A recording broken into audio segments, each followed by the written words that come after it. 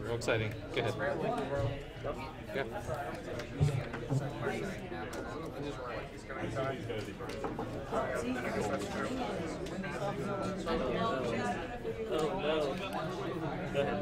You guys playing this weekend? Yeah. Yeah. Is main event or side events? Probably both. Okay. Main event. You mean just the main event the whole weekend? And win it. Yeah. That's Or what's up. open Oath of Jason, Oath of Nissa, Oath of Chandra, and just go drink. Like brainstorm. Go drinking. I like it. Yeah. That's a good word. That's it. That, yeah. God damn, you got yours signed? I forgot. You waited in line successfully. Look, dude, I'm wearing that thing. You are famous, bro. You're so good. What was your name again? Nick. Nick. Okay, gotcha. I know we've played before. It's just it's been a while since I've talked to you, so that's cool, man. How you doing? Yeah. Sure. Yeah. Hi. Well, that's not totally true. I'm using his voice, but Okay, gotcha.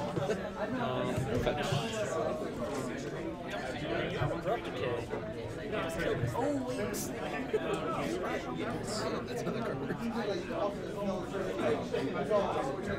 It allows me to place workout.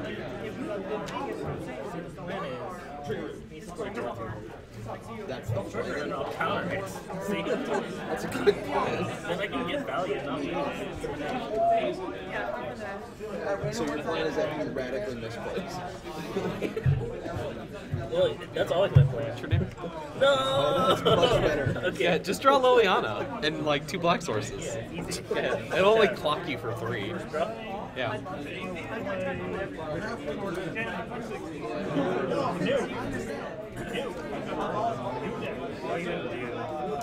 What's the other card in your hand?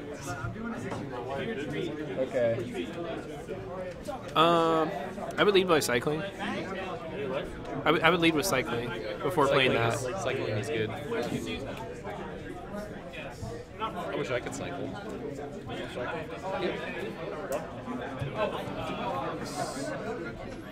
And then I would continue with the rest of the game plan.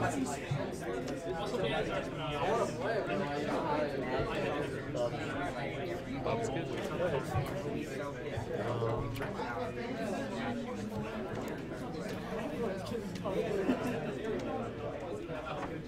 I just like cycling first because we have perfect information, so we know what lane drop specifically we want to play. Because like we could cut him off a color if we drew Wasteland, but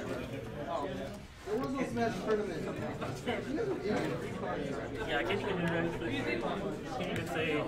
yeah. So what we do main is we try to keep the board state to a point where Liliana is always live. That makes sense. Draw? Yeah. What? There's a reason you play that card. That is the reason. I'm only doing this because you guys are playtesting. Yeah. Yeah.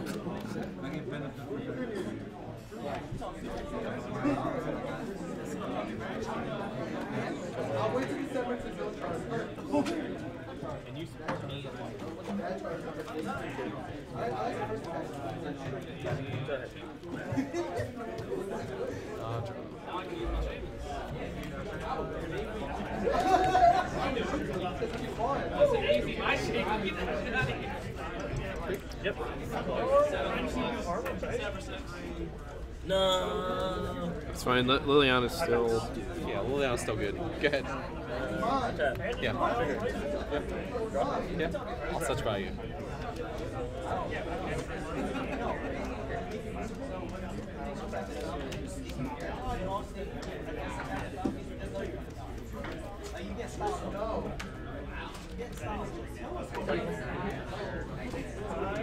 Whenever I did air dodge, it was this way. That was basically where I'm at just now. Because there was no air dodge,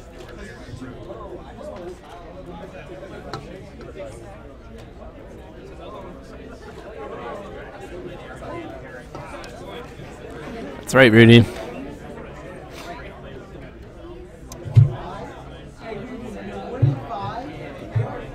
We can have you jump in now if you want. We're just playing warm-ups, so.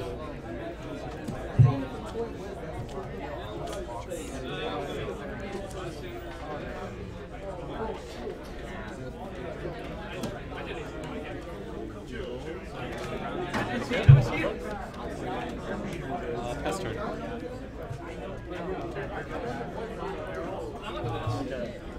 Yeah.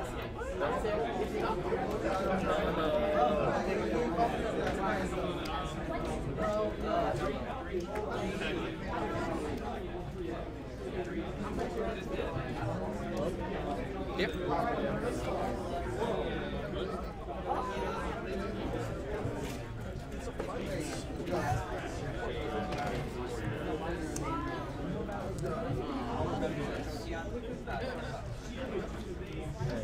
Not bad.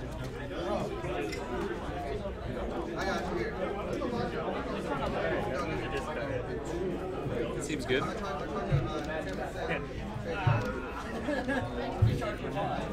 Yeah. I think you're dead. Yep. Only things I would have done differently. Cycle. There was a turn where when we passed with fetch land and grove up, we could have loam. We could have fetched loam, gotten fetch and tranquil thicket. Yeah. Is that And worth it? well, probably because we're digging like to try to find lilies, so we want to optimize as many draws as possible to try to find an out. Because otherwise, we just lose that card. The other option is play like a giant ass knight and force him to get on the back foot. But like that's not going to happen if he's chipping away at us. So we have to dig as like to one of those two as fast as possible. Okay. So like other things too, optimizing your hit it, draws. right? Like you want to fetch before like you draw with a cycle in. If you already know what duel you're trying to get, we know we're trying to hit double black, so we know we need a black source. So the turn when he cycled, I would have fetched first and gotten a black source to cycle. Other than that, like you know, it's just a matter of just like jamming enough games to get the muscle memory to know what it is you're playing out to. Because that card forces us to play it very specifically, which really sucks. Yeah. I mean, Bird. I used to play blue deck. Now I'm playing not a blue deck. I'm playing not blue.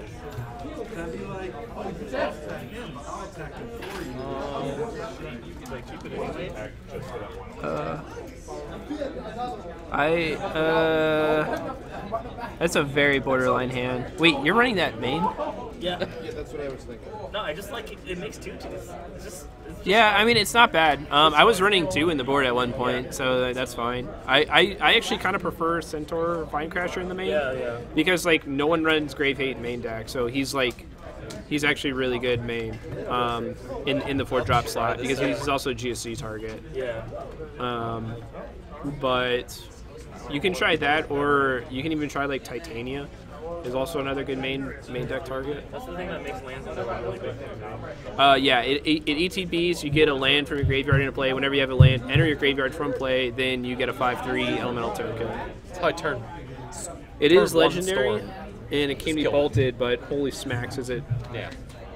game ending? It takes like 2 activations, and most decks are just dead. Sure. Right? Yep. On the play.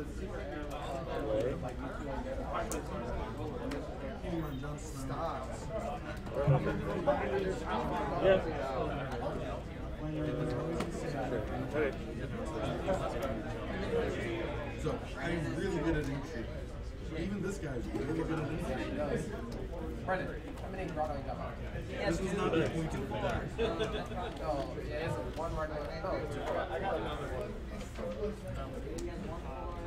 I didn't know if you were selling that one. That's why. Go ahead. Yeah, he has 2 call-out parties. That's about to happen.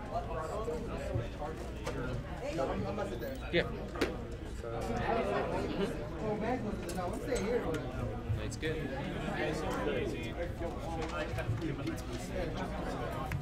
That's a forest island? It's a forest island.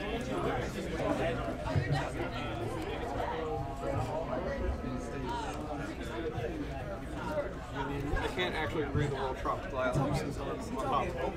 Well, you know, budget cuts. Budget cuts. I'll make red. Blue green. Guided passage. Go nuts. Guided passage. I'm gonna have to post that in chat. This is that card that spiked? It didn't Because of spike. people like you? It didn't spike. It's still like 34 cents. Well, in the world of 2 cent cards. I mean, Well, it's listed at 30%. You just can't How many actually find 100% is that? Like 3,000? them. You probably had them. What the I fuck did.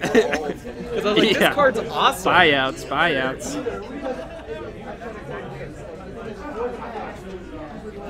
So, is there like a particular like creature you want to get? Is there like a or are you just trying to get value? You're just getting some value. I mean, the card is sweet, Giving though. our opponents scoos is really bad if you don't have an answer. Yes. At one point, Grim Lopomancer was in the deck, but that's you don't. I'd want that almost give him Seems another like a another painful Deathrite truth that didn't Shaman. cost you any life. Yeah, because like there are no lands in the graveyard right now. This very much just seems like you cast a painful truth without paying any life. This early in the game, like a Goyf actually lets him get a clock, but wait, did you fetch a Scalding Tarn, or is that to? That's a. Oh yeah, you were winning too hard, is what that was. You went to his cleanup. Yes. You can't take the cards with you. Yeah. Should have given him a death.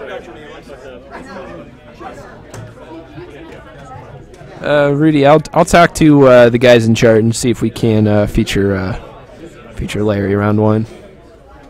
No promises, but you know, I know the guys. Just saying.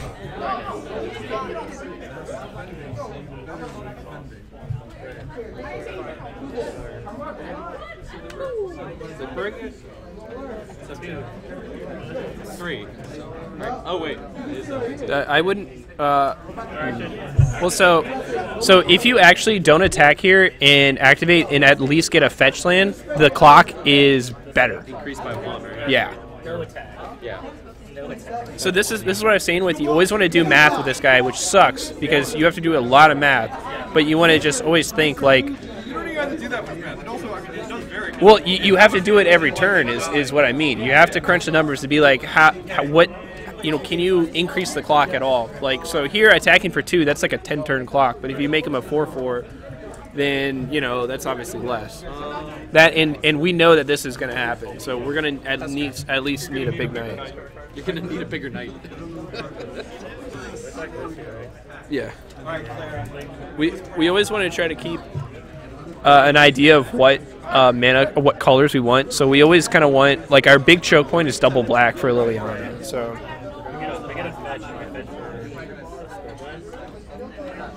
Yeah, so since we know we're probably going to be activating our night a lot, I would probably fetch a land that I'm okay just sacking tonight if we don't have another one to draw. And if we're trying to draw a land, I would wait until my draw step before fetching. If we're trying to hit a land, that is. So that way we have a higher chance of drawing a land. It's free. It's free. You didn't have it of fetching at the end step. Alternatively, if I don't remember if you had a card that we want shuffles in your hand or not. Okay, so then we want shuffles. If possible.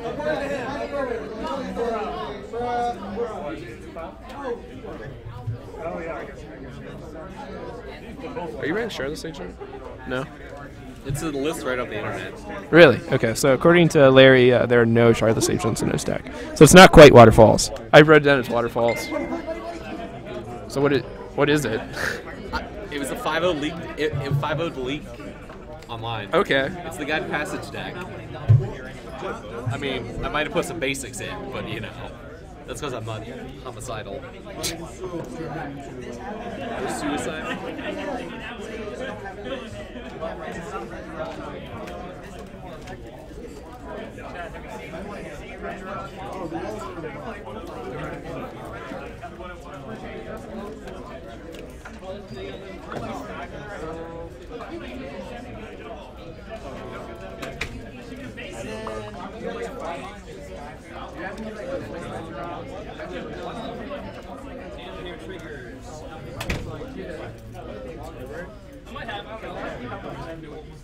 Lever's good.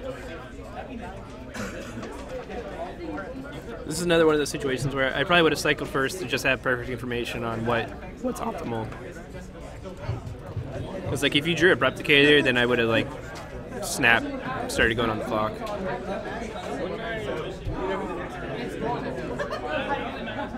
I guess you could pitch that to Lily if that's what you're planning on doing, and just looking at Goyf. Yeah.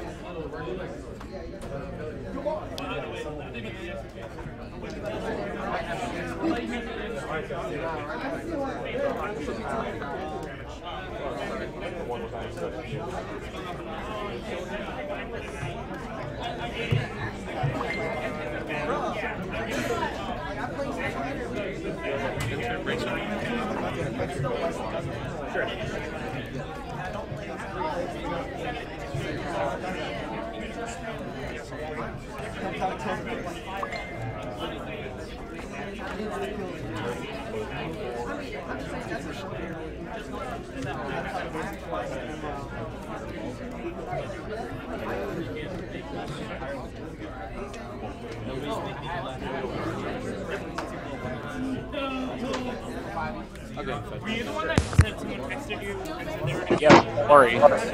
Hey, what's up? Guided Jund. Guided Jund. Good call. I got you, dog. Hey, what's up, guys? Good morning. What is up? Did you just say good morning? I did. Are you in a different time zone, Anuraag? I don't know where I'm now. I'm in DC with everyone, and holy crap, we're just getting into it already. Yeah, they're just playtesting for now while they're waiting for round 1 to start. Okay, but, gotcha. I really hope we have Larry on camera round 1. I hope that happens because Larry's deck is just straight fire. And if by straight fire you mean not 12 post, I agree. Well, that's because 12 post is not made of fire. It's made of made of rocks. And children's tears. No, just Anuraags. But yeah, this seems really interesting. Guided Jund. I like the name. Yeah, I'm a genius. No big deal. I just noticed the camera's jittering a little bit. I'm gonna mess around with the stand real quick. I'm gonna be right back. Sounds good. All right. Oh, that's a big boy. And your guy. That is the... Well, no, that's not, because that is not how you say my last name, Edgar.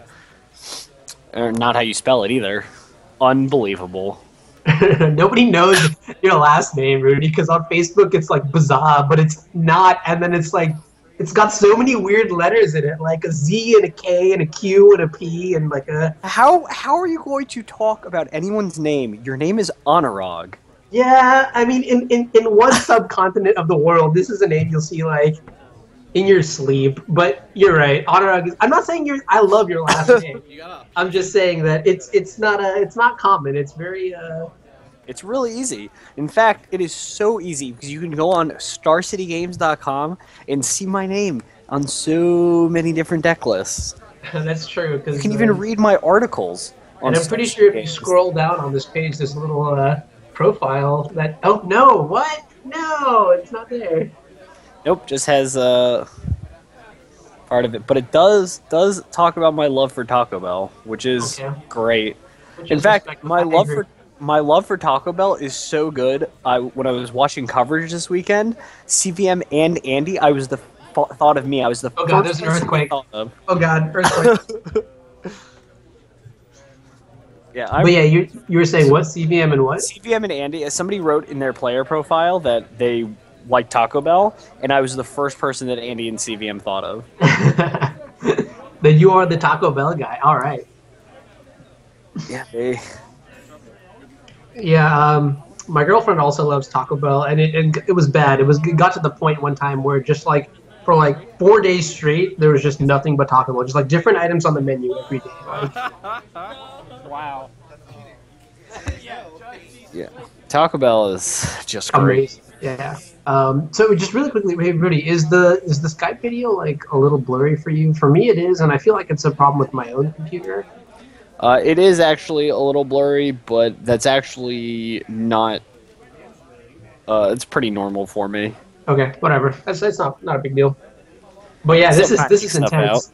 Bloodbraid Elf into True Name Nemesis. Like, what is this madness? Oh, this deck is great.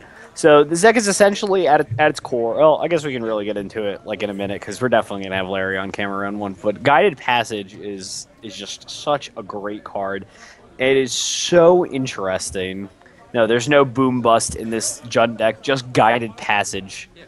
What does Guided Passage do for the viewers? If you are unfamiliar with Guided Passage, and that's not unreasonable, it is a sorcery that costs 3 mana, and the 3 mana that it costs are in the Teamer colors. It's going to cost you a blue, a green, and a red. And what Guided Passage reads is you reveal your deck to your opponent, and in exchange for revealing your deck, your opponent has to give you a land, a creature, and a non-creature, non-land card out of your deck. So Guided Passage is, here's my deck, I get to draw 3 cards. And when your deck is filled with cards like Deathrite Shaman, Tarmogoyf, True Name Nemesis, Bloodbraid Elf, you just have so many powerful creatures to get, because they all do something on their own. What's also great is the later the game goes, the better it's going to be, especially in a lot of mid-range slugfests. That's actually just insane. So the card is a literal 3-for-1, right? Right. I mean, yes, your opponent can look through your deck and kind of get a pretty good guesstimation on what's in your hand. They potentially could even figure out exactly what's in your hand. But in these mid-range matchups, it just doesn't matter. That's true. You can know that there are 4 copies of True Name Nemesis and 7 Tarmogoyfs or whatever. But if you're just dying on board to it, it's not really going to do that much. Right. When you're sitting there and you're like, okay, well, I know my opponent has Lightning Bolt, Brainstorm, True Name, Goyf in hand. That's great. Now you're just about to give them 3 more cards. And I guess the coolest part is that you could cascade into it with Bloodbraid Elf, right? Right. That's certainly one of the interesting parts of it. I remember this deck actually...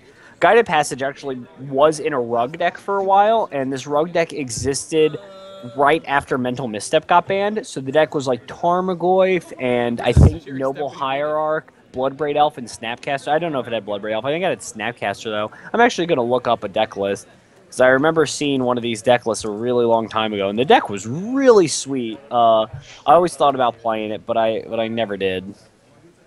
Yeah, no, I'm excited to see this in action. I mean, we're getting a glimpse of it right now. It just seems like this deck is absolutely crushing Aggro Loam, which is usually, very high on the end of fair Spectrum deck, or at least in terms of fighting fair decks, with Chalice of the Void and Sylvan Library. And this Guided Jund deck just, from this one game, seems to be putting in work. Yeah, the one that I'm familiar with is this version with a Punishing Fire in it. It had 3 Bloodbraid Elf, 4 Snapcaster, 4 Tarmogoyf, and 3 Grim Lavamancer, alongside Nice. Punishing Fire and Jace the Mind Sculptor. So if you cast Guided Passage, your opponent had to give you another Guided Passage, a Ponder, a Bolt, a Brainstorm, a Punishing Fire, a Force of Will, or a Jace. I like all of those targets. and either way, does not look pretty for any opponent. You could just gain so much value off of it.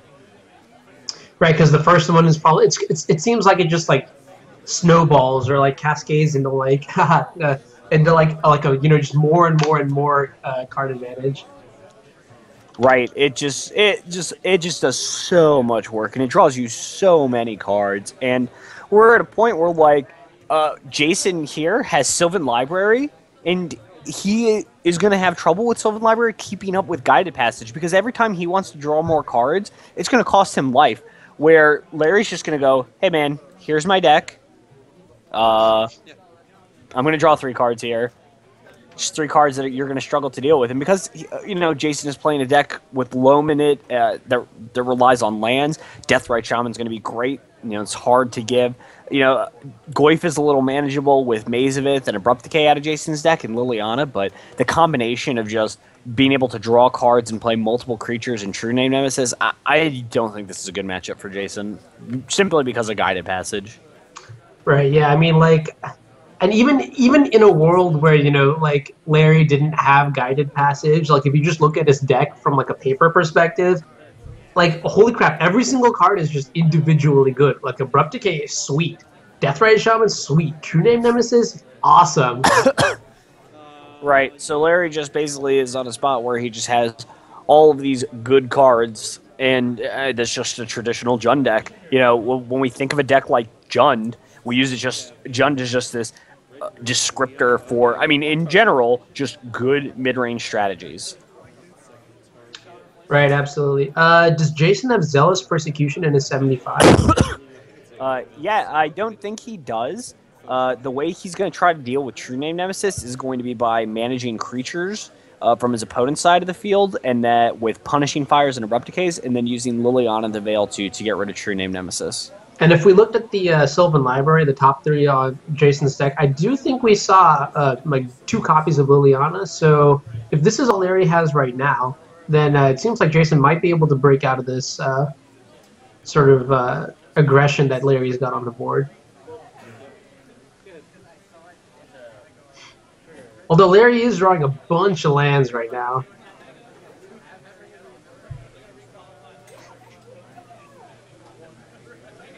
And Rudy, just to clarify, that the proxy right there, that is Scalding Tarn, correct? There is a Scalding Tarn in Larry's graveyard. The 2 land playtest cards, that's going to be Tropical Islands. Okay, yeah. They look pretty too. What? I'm switching decks now. Oh, you are? What? What are you switching to? My A deck. Oh no! It's if Larry's switching decks, he's not going to be on camera anymore. Too late. I've already said it. I already said it. Sorry. Oh my God! Tell Larry that I hate him unless he plays this deck. He says he hates you unless you play that deck.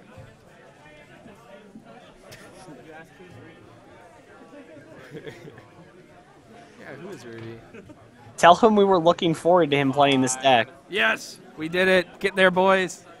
Yes, Larry. Larry is the people's champion. Well, at least for tonight, he's my champion. I don't often root for somebody, but I'm going to go ahead and root for Larry. I'll put a little heart next to his name. There we go. Nice. Yes. Tell Larry that I love him now. What's going on? What are you doing, Rory?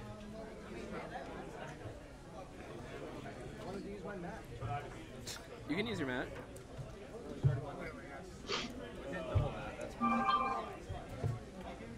You can absolutely double mat. Double mat away. Tell him to do what makes him happy. Yeah. All right, and this is going to be a pretty interesting matchup. On your left here, you're going to have Larry. Larry's going to be playing the Guided Jund deck that he was kind of playing around with before. If you're unfamiliar with the strategy, Larry's just playing a basic Jund deck, but he's going to have cards like Brainstorm. He's going to have cards like True Name Nemesis because he's playing blue. But what Larry also has here is Guided Passage. And if you're unfamiliar with Guided Passage, we kind of talked about it a little bit earlier, but basically it's a 3-mana sorcery that draws you cards, and it costs a blue, a red, and a green. You reveal your deck to your opponent, so they have an idea of what you're playing and what's going on, but in exchange, they're going to give you a non-creature, non-land spell, a land, and a creature spell. So Larry's just going to have a lot of great cards here, and he's just going to have a really powerful mid-range strategy. I'm interested here to see how he's going to fare against Rory. We've seen Rory a lot, and Rory's been playing red-green lands very recently. Every time we've seen him, he's just played the same kind of deck. He's going to have 4 Molten Vortex, and he's going to have no Punishing Fire. Yeah, I'm really interested to see what's going to go on here. I mean, lands is known for being sort of the like. If you think Jund is like a hyper fair deck, take lands like one step further in terms of being able to control all these fair decks, right? Because you have all these incredible tools like, you know, Maze of Ith to handle creatures, a Molten Vortex or Punishing Fire to have like recurring removal, and then you have card advantage in the form of, you know, Life from the Loam. So what I'm really interested in seeing is, you know, how this Guided Jund deck fares against red-green lands. Cards I'm interested in terms of performance are Guided Passage itself, as well as you know, True Name Nemesis, and just like all these big dudes like Tarmogoyf that, you know, Larry's going to be playing. Yeah, it's definitely as you said, guided Jund. Jund in general, just going to be king of the mid-range decks generally, and red-green any kind of lands type strategy. They're just designed to crush mid-range decks. And even though Larry is going to have some good cards in this matchup, he's going to have Scavenging Ooze, he's going to have Deathrite Shaman, he's going to have a lot of creatures. So, and all of his creatures hit really hard, so he's really going to be able to put Rory on a clock. But I'd have to say here that I think on paper Rory's going to be favored, mostly because he's going to have Life from the Loam and he's going to have Wasteland, and Larry's deck is going to be really weak to Wasteland. That is true. Yeah, I mean, any 4-color mana base is going to be, especially weak to recurring Wastelands, and that is, basically the core. But one of the reasons why Red Green Lands is so good, you could almost view. Or like a quick analogy that the first thing that comes to my mind is that this guided Jund deck seems a lot like what Shardless Bug is to lands. They like in terms of generic principles, they're guided Jund and Shardless Bug and Jund itself are all these sort of straight value decks, right? And we know as a precedent that red green lands performs very, very well against Shardless Bug. So I imagine in that same way, it's going to have a good matchup against Larry. But, oh yeah, go ahead. I was going to say, what's unfortunate for Rory here is I believe Rory took a mulligan to 4. Right, yeah. Hopefully he'll be able to not undo the mulligan, but buy a little bit of time. As, Larry's playing a very fair deck, it isn't necessarily the case that, Larry will end the game before Rory actually has a chance to find his important pieces, those being Life from the Loam, Expiration, Molten Vortex. Well, it looks here that Rory went ahead and actually skipped his first turn. Larry's going to go ahead and play a Badlands and a Deathrite Shaman and ship it right back. Rory drew for the turn and had a Wooded Foothill, so he's just going to play that and pass. One of the great things about a lands deck is that an Exploration or a Life from the Loam just in general can really undo a mulligan. And I think in Rory's hand, we actually do see a copy of Life from the Loam. Is that right? I see he certainly has a Dark Depths in his hand, I believe. Okay. And for the viewers, Larry, the card that Larry just played and fetched, he went Scalding Tarn into Tropical Island. These are both playtest cards, just for the viewers' awareness. Now, what's interesting, though, is that if Rory does have a Life from the Loam, the Deathrite Shaman that Larry played on turn 1 is going to be excellent at stymieing that. So Rory's going to have to navigate a little bit around that. Right, and a turn 2 Tarmogoyf for Larry is going to start putting on the pressure. And what's interesting here is that Larry's elected to remove his Scalding Tarn to go ahead and cast Ponder. Ponder's going to make Tarmogoyf a 1-2 for now, but that's going to get a little bit bigger as time goes on. Goyf in a deck like Larry's, where he's going to play something like Guided Passage, is going to make his Goyf large quickly. Yeah, what's really interesting is that the way I don't know if Larry knows that Rory's on Molten Vortex or not, but this weird sequencing or this specific sequencing allows for Tarmogoyf to actually survive through Molten Vortex, because it is a cost for Molten Vortex to discard the land. So if Rory chooses to activate it, right, then the Goyf suddenly becomes a 2/3 and is going to be immune to just the 2 damage that Molten Vortex provides in 1 activation. That's certainly true. But yeah, Rory's ironically missing land drops, but on a mulligan to 4, you'd imagine that's what's going to happen. Yeah, for sure. It looks here like Rory's just trying to draw something here, and he's having a little bit of trouble putting anything together. Hold my heart, Rudy. Did he just cast what I think he cast? Never mind. That's a true name nemesis. It's a true name nemesis. I saw red, green, and blue, and I was excited for a minute. Unfortunately, I don't think Larry has the prerequisite.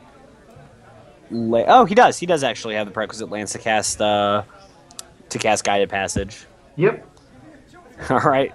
Rory's just gonna play Dark Depths and ship it back, and things are not looking good for Rory. He's certainly on a large clock here. He's already taken 2 from a Tarmogoyf, and now Larry has 5. power on the field, not including Deathrite Shaman, which can also attack, although I'm going to have to go ahead and here and think that he's gonna have to leave that Deathrite back. And wow, Larry here knows that Rory can get back in this game, and that he knows he might not have a good answer to a Thespian stage into a 2020, so he's just going to go ahead and get aggressive as possible. Lightning Bolt's going to deal 3 to Rory and grow Tarmogoyf. Right, absolutely. And I mean, like, so you see Rory right now in his hand. I definitely did see a crop rotation. The other cards I wasn't really able to identify too well. I think I see a copy of Abrupt Decay as well, or saw a copy of Abrupt Decay. But what's interesting is that, you know, Rory is choosing not to play the cards in his hands because he knows that he cannot beat that Deathrite Shaman currently. So there's no point in, you know, trying to advance his game plan or whatever until he may have a way to stop it. So let's see what he's doing right now.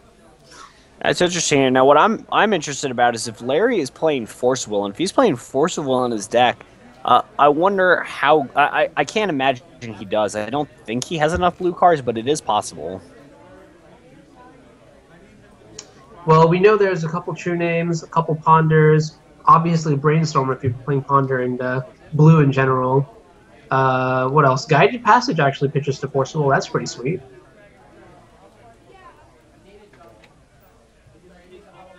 And an end-of-turn crop rotation for Wasteland by Rory. Let's see what his plan is now.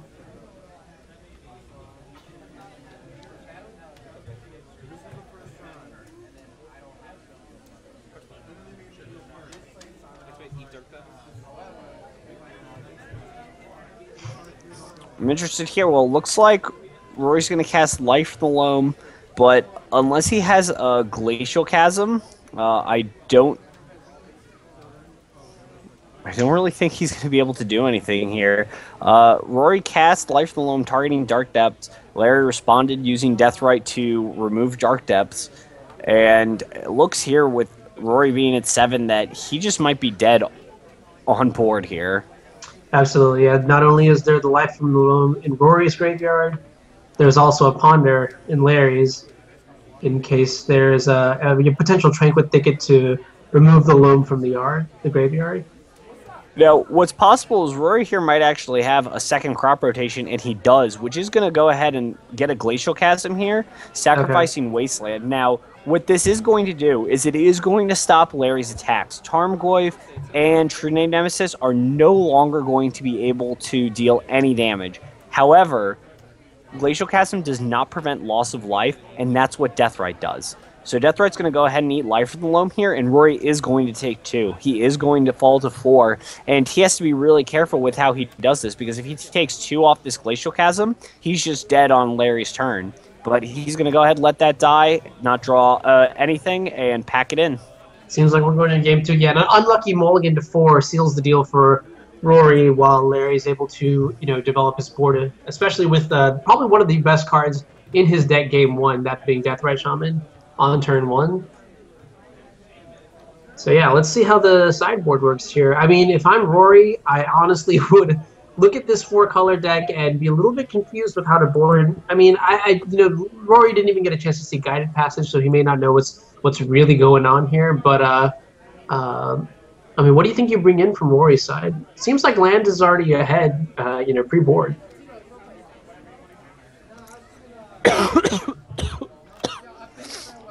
Well, I'm interested to see what the sideboards are going to bring here. It looks like Rory is actually playing Darklands, so it does look like he has Dark Confidants and Thoughtseizes in his board. So he is playing the Darklands version, similar to what Dave Long, I, and Kevin King played, and it looks like here that Rory has a Beseiju in his sideboard, which is not something that we had, and more Sphere of Resistances. So it looks like he no longer has cards like Duress. So what I assume here is it looks like Rory's going to go ahead, and I think Rory should board in the 4th Dark Depths as well. He is just trying to combo his opponent. His opponent might not have any ability to deal with the 2020 once it hits the board. And so I'm interested to see how he does it. But it looks like he's just going to go ahead and board in 3 Crows and Grips, maybe just 2, which is just going to be a solid hedge against something that Larry might have. potentially Pithy Needle, potentially Tormod's Crypt, or a Nile Spellbomb from Larry's deck. Crows and Grip's just going to be a solid answer to something that Larry might have. Absolutely. There's so many artifacts and enchantments that are good against this lands deck that, you really want just as many effects, removal effects for those cards as possible. Do you know if Rory is on 2 or 3 decay? I'm not 100% sure. I'm not familiar with how Rory's building it, but if he built the deck similar to how it originally was, he's going to have 3 Abrupt Decay. Now, what's going to be great about Abrupt Decay in this deck is it's going to be a solid answer to Tarmogoyf and Deathrite Shaman. Yeah, that is true. I mean, all right, go ahead. Since Tarmogoyf is normally just going to be a 4/5 in this matchup, potentially a 3/4, that's going to be a decent clock and going to be pretty difficult for Rory to deal with. Even if he draws Mazavith, Larry could have Wastelands of his own or multiple Tarmogoyfs, which would, especially with Guided Passage, Larry's going to be prone to drawing more creatures. So Mazavith might not be the greatest out. So having a card like Abrupt Decay is going to be a really solid answer. Right, yeah, and I mean, if I'm in Larry's seat, from what I can imagine, right, my goal is just to sort of like flood the board with these creatures that Rory's going to have. Rory might be able to answer, but that he's going to have, a tough time getting off the board. For example, True Name Nemesis is great because it's immune to all of Rory's removal and is pretty much only going to be bad, if Rory has like a turn 3, 4, or 5, I guess, 20/20. But we see Rory taking a mulligan to 6. And it looks like Larry's going to keep. Yeah, it looks like Larry likes his hand. He's going to go ahead and keep. And I believe Rory's of the school of thought that it's not that you have to mulligan, it's that you get to mulligan. Yeah, absolutely. You get to trade off any mediocre 7 into an okay 6. Plus you get a scry. And it looks here like Rory has a gamble in his hand. I think I saw multiple. I guess I didn't see any Taigas. May have been Dark Depths. Yeah, it looks like Rory's not going to be. According to Kory, the 6 was 2 lands, Dark Depths, a Tabernacle. But I saw a gamble. I actually, or unless the only 2 lands were Dark Depths and Tabernacle, that would make it. Yeah. That would make it pretty mediocre. But it looks like this 5 here has a Thespian Stage, a Wasteland, a Crows and Grip. What's really interesting here is, and something that I hope Rory actually gets a chance to do, and he's going to play Rich Important Pass, is use his Thespian Stage to copy one of Larry's green sources to give himself a green source. That would be pretty exciting, actually. Yeah, and, it looks like Larry just has another turn 1 Deathrite Shaman, which is exactly what you really need against a land stack. Yeah, I mean, if I'm Larry and I keep my 7 against a deck, that I know is fundamentally a graveyard-based strategy, I would definitely be looking for either a Deathrite Shaman or something like a Force of Will, maybe, in my opening hand. And here's a Taiga from Larry and a Pithy Needle. Now, Pithy Needle here, there's a couple different good spots, good cards for Wasteland was the card named. Yep, and Wasteland is one of the cards that I was definitely thinking of.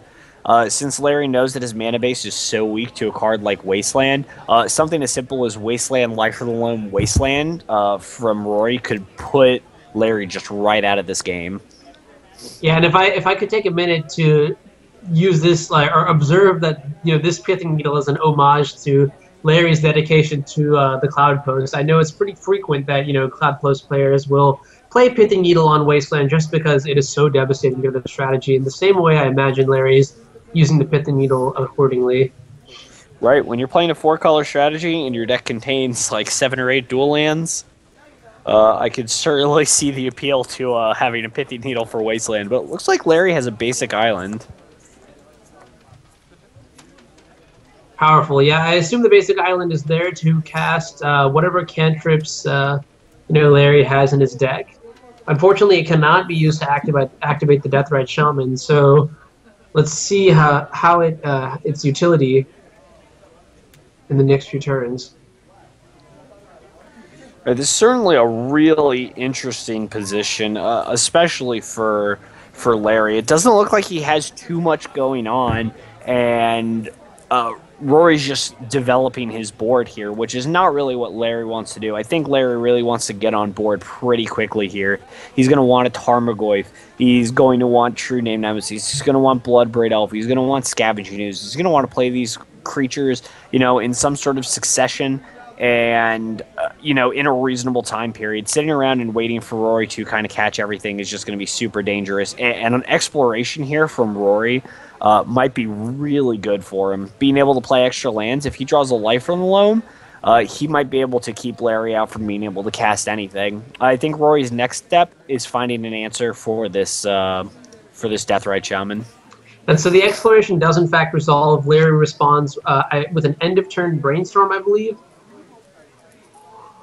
Yeah, that's. And here Rory is fetching for Bayou. Looking to cast maybe a crop rotation. Yeah, it looks like Rory's going to go ahead and use crop rotation here. Although with Abrupt Decay in my deck, I don't think I'm too keen to crop rotate a Bayou, but I am pretty thrilled with being able to crop rotate a Taiga away. Right, and so I think what Rory's logic here is that the reason he's doing this in response to the brainstorming, he doesn't want to give Larry the opportunity to potentially find, a force of will or something like that. And I mean, if I'm in Rory's position, I'm not really even sure what kind of answers Larry might have to, a 2020 token. If, the deck is like Jund and Shardless Bug, I imagine that the outs are few and far in between. So, right. I think if I'm in, I like that a lot. I think if I'm in Rory's slot, cards I'm concerned about. I'm going to go ahead and be concerned about Liliana the Veil, and I'm going to be concerned about potentially something like Echoing Truth. When I see blue, and especially a mid-range check, I got to think of cards that might be difficult to deal with. And Larry's going to go ahead and cast a True Name Nemesis here and pass, and in the end step, Rory's going to make a 20/20. All right, and here it is. Does Larry have it? Nope, he does not. And Larry's going to force Rory to attack him for 20. He does. Larry concedes. And this is the power of this, land style sort of deck. Like even on a mulligan to 5, even against an active Deathrite Shaman, you're still able to just put a ridiculous amount of power onto the table and win the game that way. Yeah, and if we look at it, that was another mulligan for Rory. Rory mulliganed to 5, so once again he was on a mulligan, and all he really needed was a combo piece and a crop rotation to just kind of make a 20/20 and force Larry to have some sort of answer. And this is the interesting part about lands. For the most part, you are a combo control deck, where we saw Rory was making sure that he was trying to keep Larry from progressing his board and from getting too out of hand, and then when he had a moment, he created a 20/20 and forced Larry to concede and move to game 3. And Kory actually brings up a good point. Larry could have something like Submerge in his deck. Right. Oh, I was just thinking. We do know that Larry brings in Pithing Needle. So Larry did cast Pithing Needle and name. Hold on, this sentence needs to be redone. All right, Larry did in fact cast his Pithing Needle game 2, and he did call Wasteland as the card whose activated abilities can't be activated. What do you think would have happened if he had named something like Thespian Stage instead? I actually think Larry should have named Thespian Stage in that spot. I understand the want to name Wasteland to not really get out. Maybe Larry had a slow hand and he couldn't really afford to lose to a Wasteland. But I think in that slot, Wasteland's perfectly fine. Rory only had 1. It didn't look like he had any green sources. It didn't look like he had an exploration, and it didn't look like he had life for the Loam. So because he also had Deathrite Shaman in play, I don't think Waste is that big of an issue. So I think Thespian Stage should have been the name, and I think Larry is more likely to name Wasteland when he's kept his and the 7 has been kept. Right, and Rory's going to keep his 6. He's going to scry at the top. Larry's going to start with a turn 1 Pithing Needle. Fantastic. Stage. Okay. Needle's naming Thespian Stage. Perfect, and this is exactly what we were talking about. So, Rudy, what is the number 1 mistake you can make with the Pithing Needle in the lands matchup? if you're a lands player playing Pithy Needle, or if somebody plays Pithy Needle against you? Against you. I think the number one mistake is potentially... I mean, there's not really a mistake. It's when you're on the other side against lands, what are you most scared of at this moment? What is something that is bothering you and something that you need to deal with at this moment in time? And in some cases, it's Rishit Import. Some cases is Wasteland. And in most cases, though, I'd have to say it's Thespian Stage. So if your Mox Diamond is just really bothering me and annoying me, I should go ahead and get rid of that with my Pithy Needle?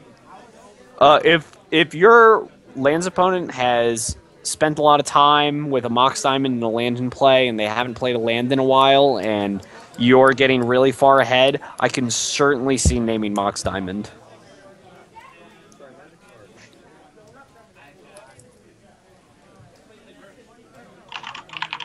Has anyone ever done that to you?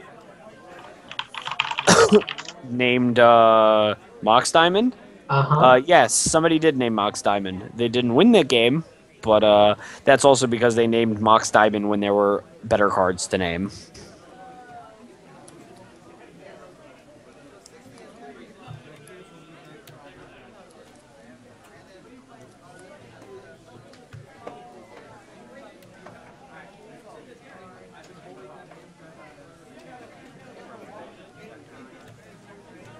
Did you use said Mox Diamond later in the game, sorry, to make your opponent realize that Pithy Needle on Mox Diamond doesn't actually do anything?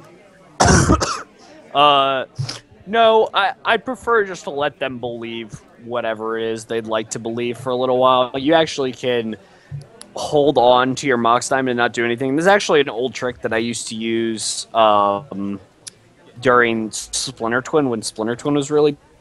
People used to play Pithy Needle all the time and name Splinter Twin, which doesn't actually do anything. So I used to, a lot of times, just force somebody to believe that they were correct. So if we go to another game, they can go ahead and Pithy Needle again, and it won't accomplish anything. And I love that there's that sort of conditioning that you can actually do in Magic that otherwise is just a little bit difficult to do. But with the game so far, I think we see Exploration in play on Rory's side of the board. Larry is going to go ahead and cast a turn 3 main phase Brainstorm, I believe.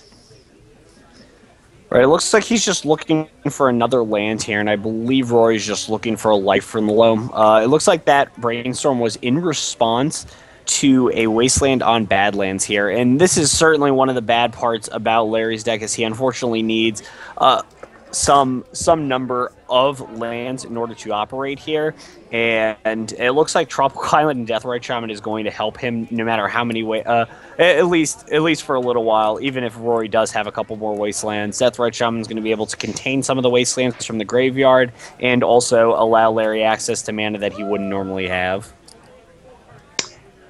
That's true, but he will not be able to remove life from the Loam currently with his current mana base. The second Needle's naming Rashad Import. All right, so we're going to have a Pithy Needle on Thespian Stage and a Pithy Needle on Rishit Import. And what's really interesting is that I don't think Larry has seen a Molten Vortex yet, right? Because if you're in this board state, if you're in Larry's position, I would be very, very afraid of that card too. I certainly would be afraid of Molten Vortex, but Larry might believe that Rory is playing Punishing Fire. And if he believes that his opponent's playing Punishing Fire, there's no reason to preemptively Pithy Needle something like that. Okay, yeah. That is a good point. So, in other news, things that you should not do with Pithy Needle, if your land's opponent has activated a Thespian Stage targeting one of their lands or one of your lands, be careful what you name with the Pithy Needle, because the name of that Thespian Stage has changed, and if you do name Thespian Stage, the lands player will be able to use their copy of Stage again, because it's not actually a stage, it's something else. Right.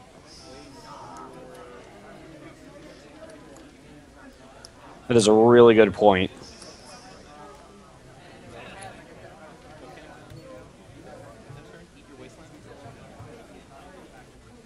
And so another wasteland on Volcanic Island is leaving Larry's mana base pretty naked right now. But it appears that Larry does have some lands in his hand, so he's not straight cold yet. That is pretty good for Larry here.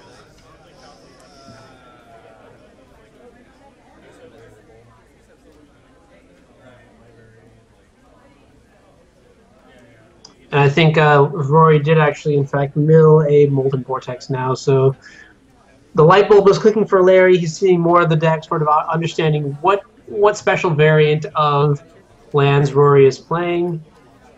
I'm interested to see how Larry is going to get out of this situation, because the longer the game goes, I feel the more favored Rory is going to be. Right, well, Larry here is just drawing several lands off the top. He has a Taiga, and now he has a Wooded Foothill, so he's going to have access to black mana now. And it looks like Rory hasn't really changed any of his board state at all. And this is certainly one of the drawbacks to having a card like Bayou in your deck. We see that Rory has Gamble in his hand. What is this? Yeah, okay. That extra color, not being able to cast the Gamble. Okay. Does the deck only play one copy of Bayou? Correct. It's about 3 Taigas and 1 Bayou. Okay. It looks like, correct me if I'm wrong here, but I think Larry might have a Bloodbraid Elf. Oh yes, there's the Cascade trigger, and it's revealing, what is this card? Ponder? Ponder. Okay. Not the best thing to hit off a Bloodbraid Elf, but you can't complain about getting a 2-for-1. That's absolutely true. Larry opting not to shuffle with Ponder. Yeah, it looks like he likes what's going on here, and I think Larry here is just looking for a steady stream of both creatures and lands, so he can't get blown out by Wasteland, and he'll have plenty of time. It looks like Rory here just had a cycle Tranquil Thicket end of turn. And if you're on the other side of the table from the lands player and they've just cycled Tranquil Thicket, I mean, I would be pretty happy knowing that, you know, their hand isn't that great, because they're willing to expose their thicket to my onboard Deathrite Shaman.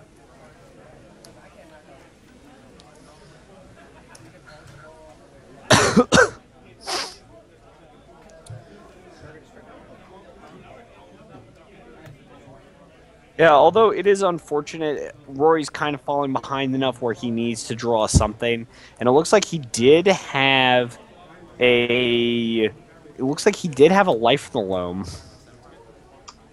Okay, yeah. The question is, how do I get life from the Loam? How do I play the life from the Loam and then get it back, you know, around that Deathrite Shaman? And I think the line that Rory took was to cast Loam targeting the thicket, and then cycle the thicket to maybe get the Loam back. Is that what you saw, or?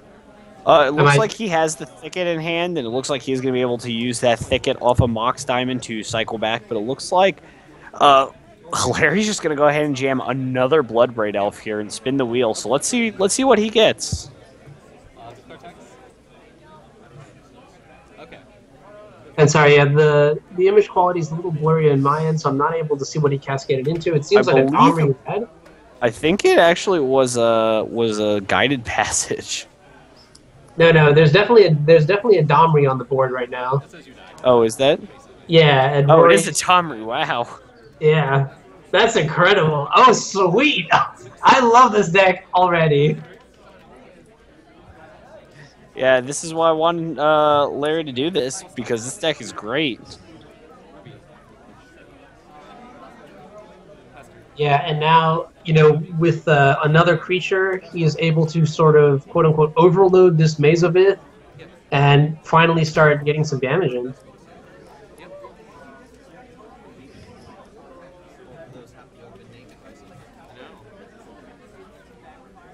I guess that's pretty exciting, you know, if you ultimate Domri, then Mazovith doesn't do anything to your creatures, right? Oh, right, because they have hexproof. God, Domri is such a dirty card. I remember when I first started playing Magic, like seriously, was around the time that Blue Eye Red Flash was a thing, and one of my worst nightmares was this card. Oh, really? Yeah, I wasn't a good player at it. I actually won my first Open with Domri Rod. Oh wow! All right.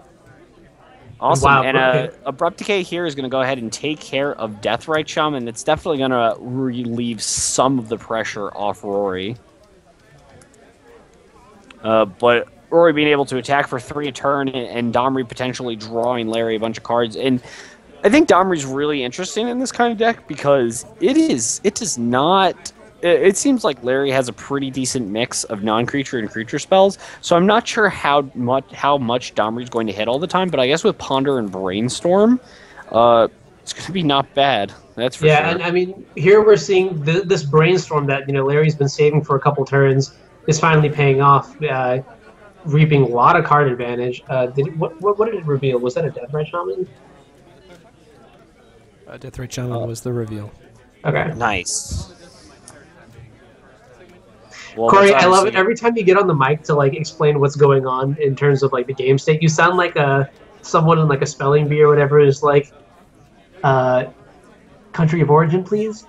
Oh, Deathrite Shaman. Okay, thank you. Country of origin is Germany. Deathrite Shaman that's another absolutely card? does actually look like it could be a German card, and I'm not sure why. But, yeah. I don't know. I talk in my caster's voice whenever I talk on the mic. Gotcha, yep. That way, neither player gets too distracted by what's going on outside of their game. So, yeah, Scalding Tarn's going to go ahead and fetch a basic island here. And I think Larry went ahead and played a Sylvan Library. So he's starting to pull... Right, and this is one of the things that even though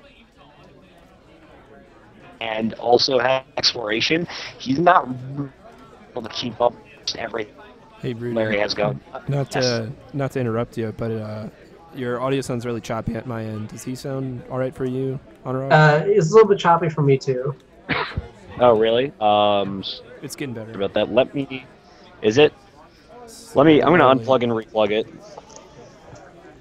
The good old on-off. So I guess let's understand what's going on in the board state right now, right? Larry is slowly pulling ahead, and normally I would say that Rory still might have a chance, just because he might have access to an instant speed 2020 and close the game out of nowhere. But these Pithing Needles are actually doing some serious work. So before Rory can even get started on that, he needs to be crafting a way to sort of beat these needles as well, and then he's going to have to get around this Planeswalker that's slowly ticking up, and the Sylvan Library that's just drawing more and more. Right, well, it looks like Rory went ahead of here and gambled for Molten Vortex, and that's going to be a good start here. Molten Vortex is going to be a great answer to all of Larry's creatures since they all have a toughness of 2, and is eventually going to be a good way to deal with Domri and potentially kill Larry. Right. Now, the only issue that I have is that there's going to be a serious bottleneck with this Molten Vortex, and that is the activation cost. Unlike its counterpart, it's parent card Seismic Assault. For each activation of Molten Vortex, you will have to pay red. And if you look at Rory's board state right now, you'll see that the only red source he has is this Mox Diamond. So he's only going to be able to use his Molten Vortex once a turn.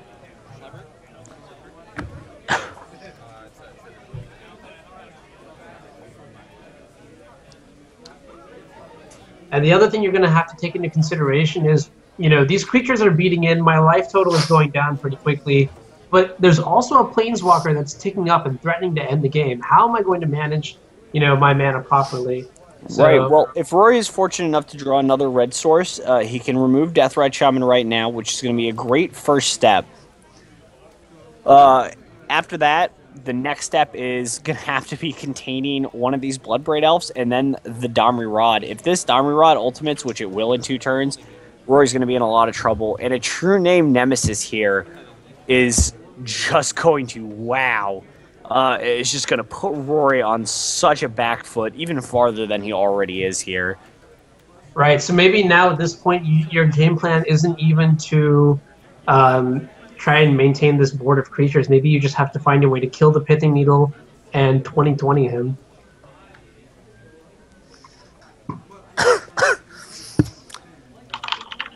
Right, unfortunately, that's not going to be easy for Rory. He's really going to be looking for like an Abrupt Decay or a Corrosion Grip first to deal with one of these needles, and then a Thespian Stage, and then a Dark Depths. It looks like Rory's going to go ahead and lead off with Molten Vortex here. And it looks like he might have a Life from the Loam in his hand. And if he does have a Life from the Loam here, Rory will be able to get a couple of red sources to get rid of this Deathrite Shaman here. And he decided he didn't want to go ahead and go for that. I'm interested in what Rory is looking for here.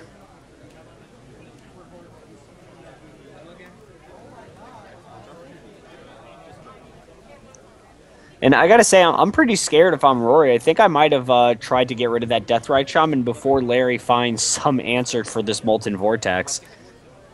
And another Bloodbraid Elf is going to fall right into Abrupt Decay, which is going to go ahead and get rid of this Molten Vortex here. And I think Rory right now is regretting not casting this Life from the Loam.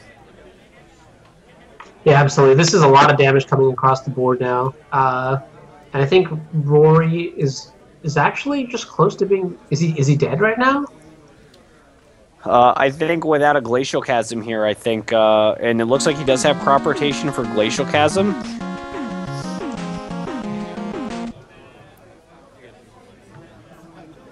I wonder if that's going to be good enough.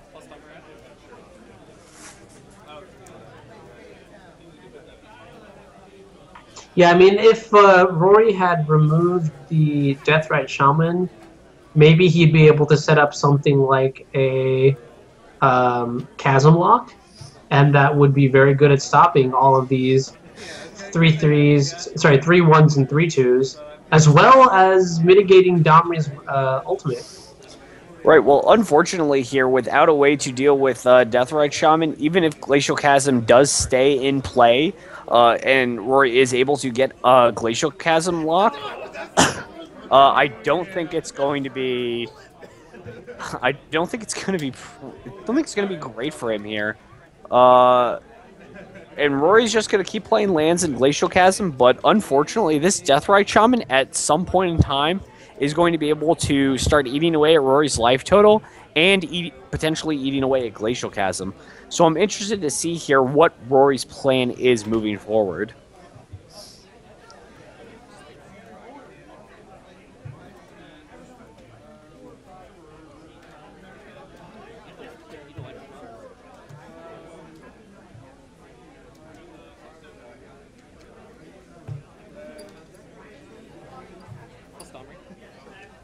Lewis, are you saying my voice sounds like Chris Bakula? Because I've heard, this isn't the first time I've heard that. In fact, you may have said this to me before, but I don't know what his voice sounds like.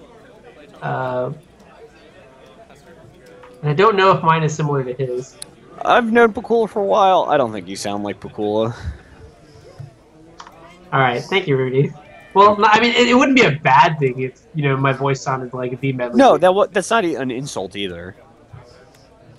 All right, and it looks like Rory here is going to take 2 with this Glacial Chasm. I'm going to go down to 7, and Larry here is just looking for, if he has any Wastelands in his deck, he's definitely going to look for 1 right here. Otherwise, he's just going to keep trying to set up to try and keep this Glacial Chasm. But unfortunately, with the Pithing Needle on Thespian stage, he's not really, with a Pithing Needle on Thespian stage, he's not going to be able to use stage to copy Chasm. Wow, and the Domri emblem comes out. I wasn't sure. I probably should have done a poll, but we confirmed for an emblem. Somebody came prepared today. Of course. That somebody is Larry.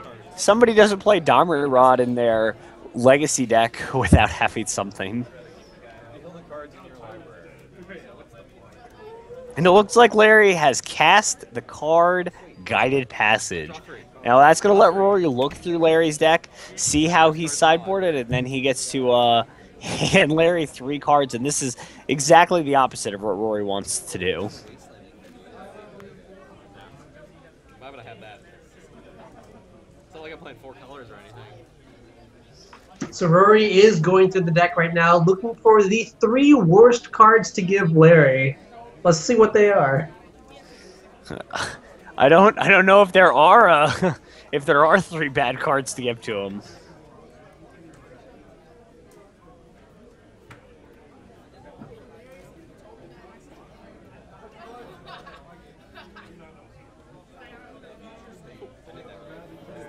Yep. Yep, you're good. Such value.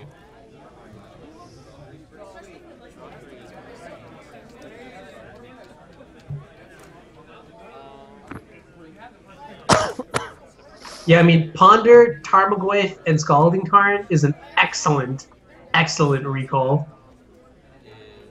Right, and it looks like Rory here does have a Crozen Grip, so it looks like he is going to be able to Crozen Grip the Pithy Needle. I assume the one on Thespian stage.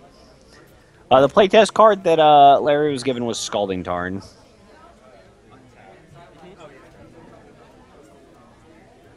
Wow, very, very awesome, actually. So I wonder, now, Rory has gone through Larry's entire deck, right? So I imagine Rory must know now what Larry's outs are to this Chasm Lock. I wonder if there's anything left in the deck, and I wonder if, you know, that Deathrite Shaman is all there is that is stopping Rory from maybe stalling the game until he gets to a 2020.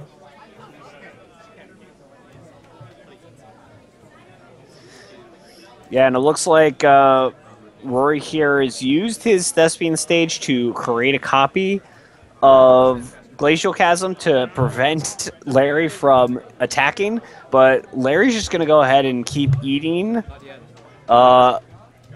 Deathrite Shaman until Rory doesn't have any life left. Yeah, that is true. This Deathrite Shaman needs to leave the board very quickly. I mean, Rory is only at 5, I believe.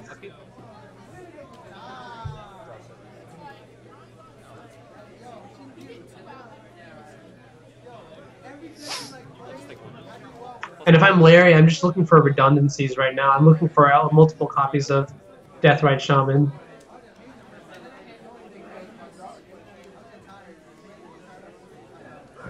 Right, he's got Rory on what appears to be a 3-turn clock. Larry's going to go ahead and attack Rory here. see what Rory has in store. I hope Rory reminds him of his Glacial Chasm.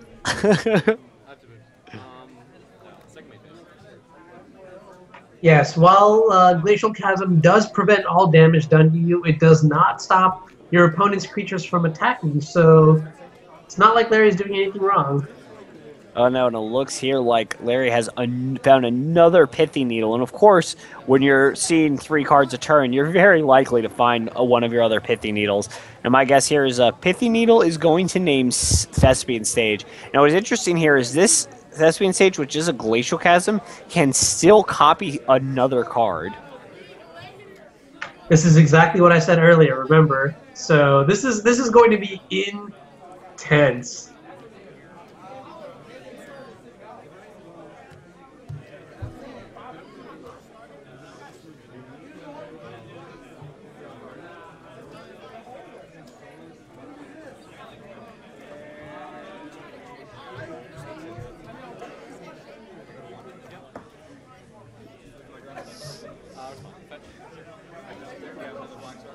Yeah, and if Rory here were to draw Dark Depths, Rory's actually a 1. Rory's actually in a lot of trouble here.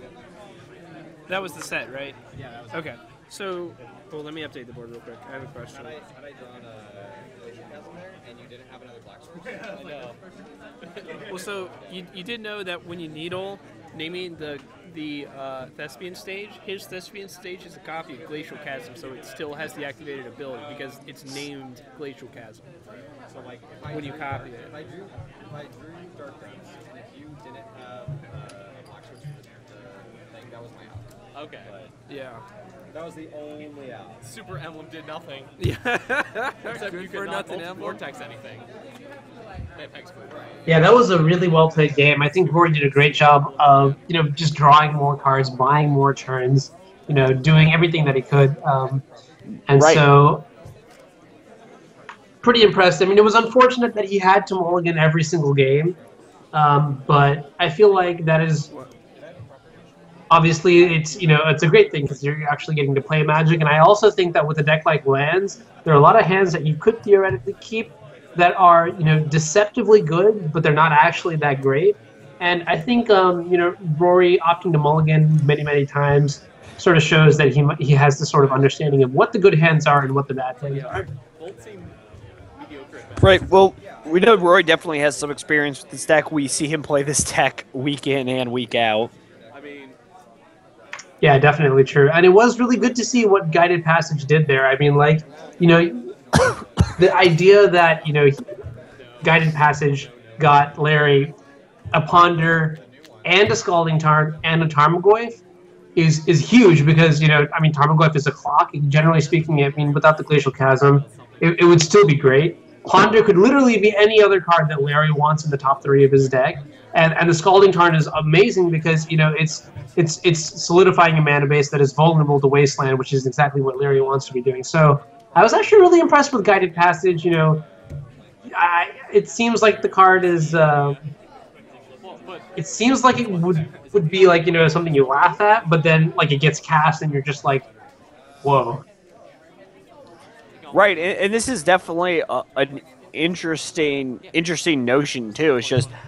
how much do you care about your opponent knowing your deck? And in a lot of cases, especially in a format like Legacy, where you can be really familiar with everything that your opponent already probably has, and you can make some educated guesses as to cards that they could play, it just doesn't matter if your opponent gets to see your deck or not because of just all the value that you're going to gain. And in a lot of situations is what is your opponent going to do? Yeah, absolutely. You're right. I mean, we all know that we're going to die one day, but it's not like we can do anything to stop it. And I feel like that is sort of the motto behind Guided Passage. I certainly do not think that is the motto behind Guided Passage. I don't. I don't think that's the motto. You don't think that's what the designer's intent was? No, I don't. Well, looking at this practice game, when Rory doesn't mulligan, this is what happens. So Rory has possibly the best first turn that he could ever have. He had a Mox Diamond, a land, 3 lands, and 2 explorations.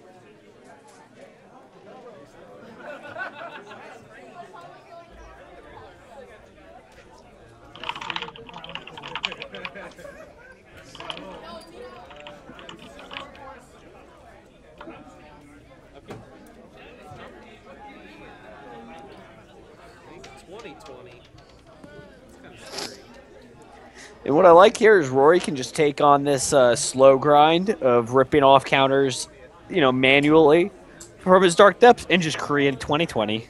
Yeah, this is the ultimate.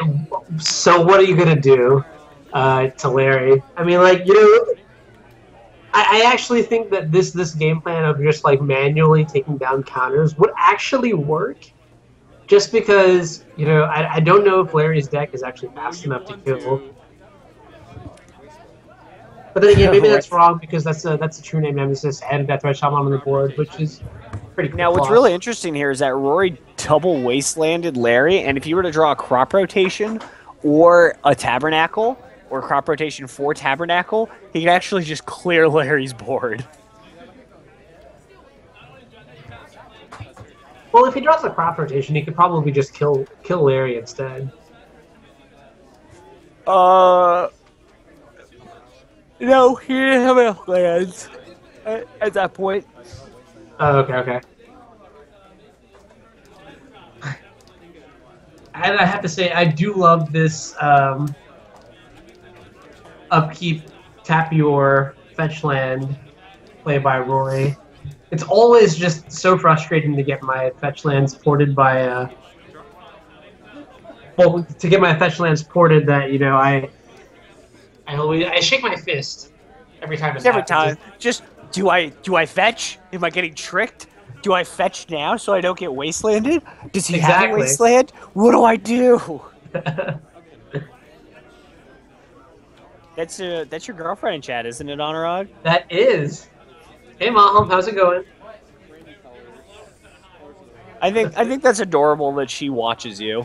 Oh yeah. She's always there to support, to help out. You don't understand. Like every time I get stressed or tilted, she's always like, take a step back, calmly breathe, and try to analyze what you could have done differently. No, that's awesome. Everybody needs some good support. I'm glad you have it because you're not getting any from me.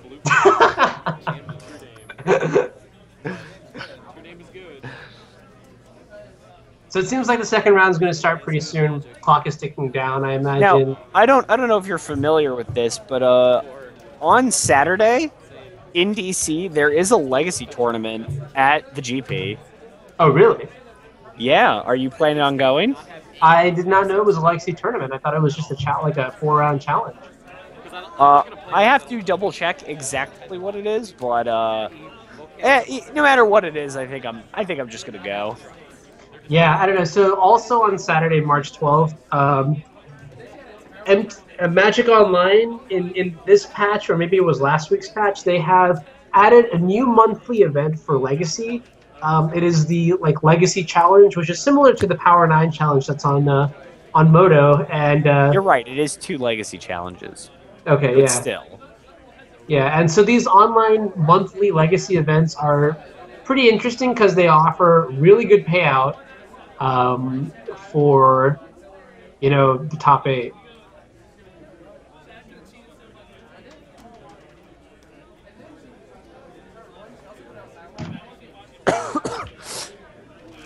But either way, I like DC. I'm gonna go hang out in DC. I'm gonna play these Legacy challenges because why not?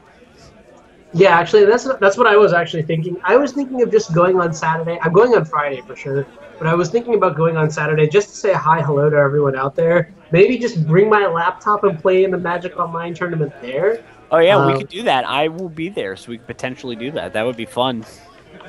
Yeah, absolutely. Are you playing in the GP itself, or? I'm actually not playing in the GP. Okay, yeah. Neither am I, but it's going to be fun to just go out there and hang out with people. I think that is one of the best parts of going to all these Magic events. Meeting all my friends, meeting just having a good time and stuff like that. There's also a Vintage challenge on Saturday. Ooh, Vintage. All right. Quick update for you guys. We're waiting on a couple games to finish. They're in time right now, and then the next round's going to be going up. Yeah, actually, Jeff, if I did go, I would definitely be bringing my my hotspot with me because you are absolutely correct. Convention Center Wi-Fi is not to be trusted. So that's certainly true. Yeah. I also might play in something on Sunday, but I'm not 100% sure. Probably not. I'm getting pretty old and pretty broken down. Just don't really want to do anything. Didn't you travel to every single SCG event there was last year? That is incorrect. I did not travel to every SCG event last year. I traveled to a lot of SCG events last year, but I did not. How many is a lot? I don't know. I'd say like 85, maybe 90% of all the opens. Wow. Okay. Yeah, that's pretty impressive. Well, I was trying to qualify for the Players' Championship, which I did. Congrats! You get a cool jacket that will be forever immortalizing your awesomeness. Yeah, are you jelly in my jacket? It's super. I'm comfy. gonna just take it and write my name on it. What are you gonna do? I would just break your hand if you tried to touch my jacket. Damn, that's hardcore. I am hardcore, as the children say. At least that's what the children say. I don't know about anybody else. Well, it's good to know that the kids are talking about you. Yo, everyone loves me. I'm great. And if you don't, then you've made me very sad. Oh. Hello? Yes? Hi, this is Dog.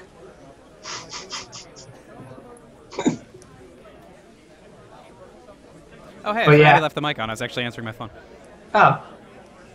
He's Kevin, going can you up- hear us? Yeah. Oh, cool. He's Sweet. going up and getting the pairings right now for the next feature. So. Awesome. Kevin, How was your dare last you one? talk to us, Kevin? Ooh, I'm playing Noah's List tonight. Oh, wow. Boo! Wait, you're playing Delver tonight? Yeah, against like Ely style blue red. I boarded in both Painful Truth too because I'm a madman. Wow. Oh my god. Well, that's fine. Ely's deck is a little bit slower. He's not playing cards like Price of Progress or Chain Lightning. Right, or which is why I felt comfortable doing it. And all of his burn was going to be pointed at my creatures anyway. So I didn't think I was going to get burned out of the game, but just advantaged out of the game. And so it let me do things like double days counter spells and such without feeling too bad. Wow. Okay. Yeah. Kevin, So how did you like Noah's deck for the one round that you've played it so far? It's sweet. I mean, he and I used to work on that list for a very long time. He was much better at it, obviously, but it was a deck I cared about, and I put a lot of work into it with him. And so, you know, I still have a personal investment in it, and so I pick it up every once in a while to check in. I still think you're great, Kevin. Thanks. I gotta go. I'm gonna give you back to Kory. No, All we right. don't want Kory. Well, it was good having you here for the 2 seconds that you were. Feel free to come back in between rounds. Alright, so I gotta ask if it's cool to have you guys on stream. No, I don't approve. No. Well, that person sounds like a jerk. They're not allowed to be on camera then. What's up? Oh, we're at 440. We've got Rudy and Anuraag on the mic. Ooh, who do we have?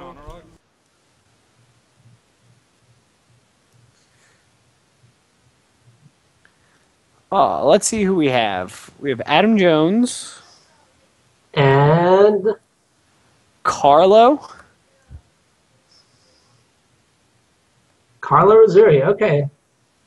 I don't believe we've ever met before, but Carlo, if you're watching this in the future, hi, hello, nice to meet you.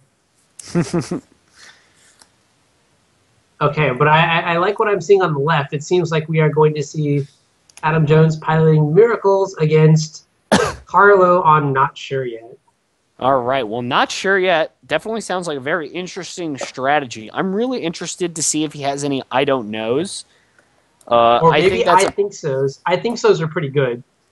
You know, I'm going to have to disagree with you there, Anuraag. You might know about Miracles, but I don't think you're too familiar with Not Sure Yet. That's true. Well, you know what? I am usually pretty clueless, so this seems to be right in my department.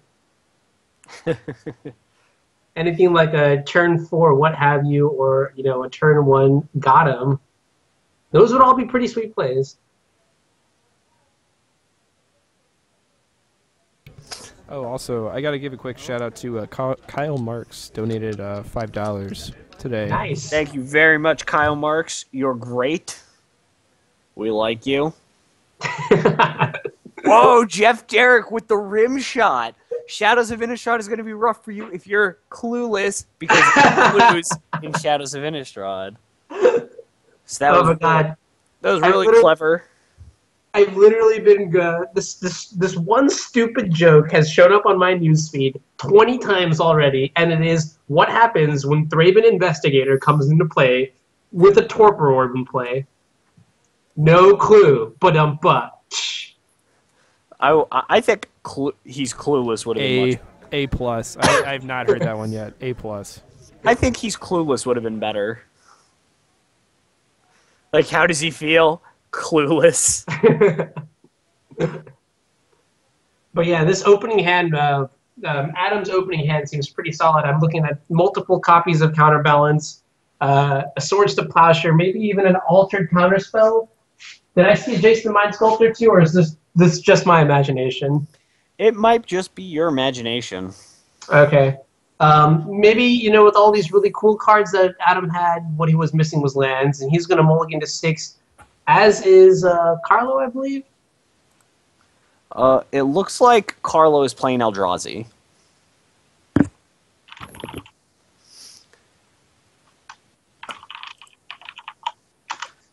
So, Eldrazi versus Miracles. Before Eldrazi was printed, I'm pretty sure Miracles was the top dog, the top dog, the deck to beat. And suddenly Wizards decided to print this aggro deck for Legacy, and ever since then, just things have been hard for me. Things have been hard for me and my Miracles brethren, and it's incredible because I've tried a lot of things, and my success rate versus Eldrazi, like from a theoretical perspective and also from just like an in-play perspective, has never been that great. Obviously we haven't been playing that long. Eventually, I'm sure I'll crack it, but it's just incredible. Eldrazi has all the tools in the world to beat Miracles. Right. It definitely has, it has fast mana. It's going to have, creatures that are going to hit card, and it's going to have disruption in the form of Chalice, in the form of Warping Wail, and in the form of Thought-Knot Seer. So there's going to be a lot of great cards from the Eldrazi side that are going to be good against Miracles. And it looks like Adam is going to be playing Ponder on turn 1 here. Didn't like his cards. He's going to go ahead and shuffle. What is Adam really looking for right here? What is a 3 that you wouldn't really want on your first 3 turns against an unknown opponent? Well, so the thing with Ponder is that you should always be casting it knowing what you want. And on turn 1, it's very, very hard to know what you want because, you don't know what your opponent is playing. So in those situations, I always default to what is my game plan and what are the cards that will help me do my game plan. And in this case, it's Sensei's Dividing Top and Counterbalance. Unfortunately, one of those cards is really, really bad against Carlo's turn 1 play Thorn of Amethyst. Thorn of Amethyst. Right, and Thorn of Amethyst here is really great because, well, in a lot of cases, if Carlo is playing just a normal mud-style deck, Thorn of Amethyst might only be okay because, Carlo is going to have cards like Grim Monolith in his deck and Lightning Greaves. So while Thorn of Amethyst, even though in his big mana deck, Thorn of Amethyst does have a little bit of hedge to it, but in Eldrazi, almost every card in his deck is going to be a creature card. In fact, the only non-creature cards are going to be something like Umezawa's Jitte and Warping Wail, which just have a very low cost to them. Right, and even Chalice of the Void with Thorn of Amethyst is, definitely castable on turn 2. So I think it's just really sweet that, Eldrazi has access to a card that is I want to say that it is asymmetrical, right? Because of the mana-based construction of the Eldrazi deck.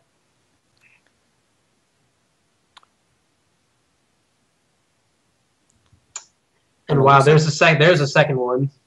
And in response, Adam's going to have to go ahead here and fire off a Brainstorm. And this is actually one of the reasons why I like cards like Thorn of Amethyst and Sphere of Resistance against a deck like Miracles. One of the ways that Miracles really gets going is when you're able to cast so many cards in a short period of time, when you're able to chain a bunch of Ponders and Brainstorms and really get everything moving.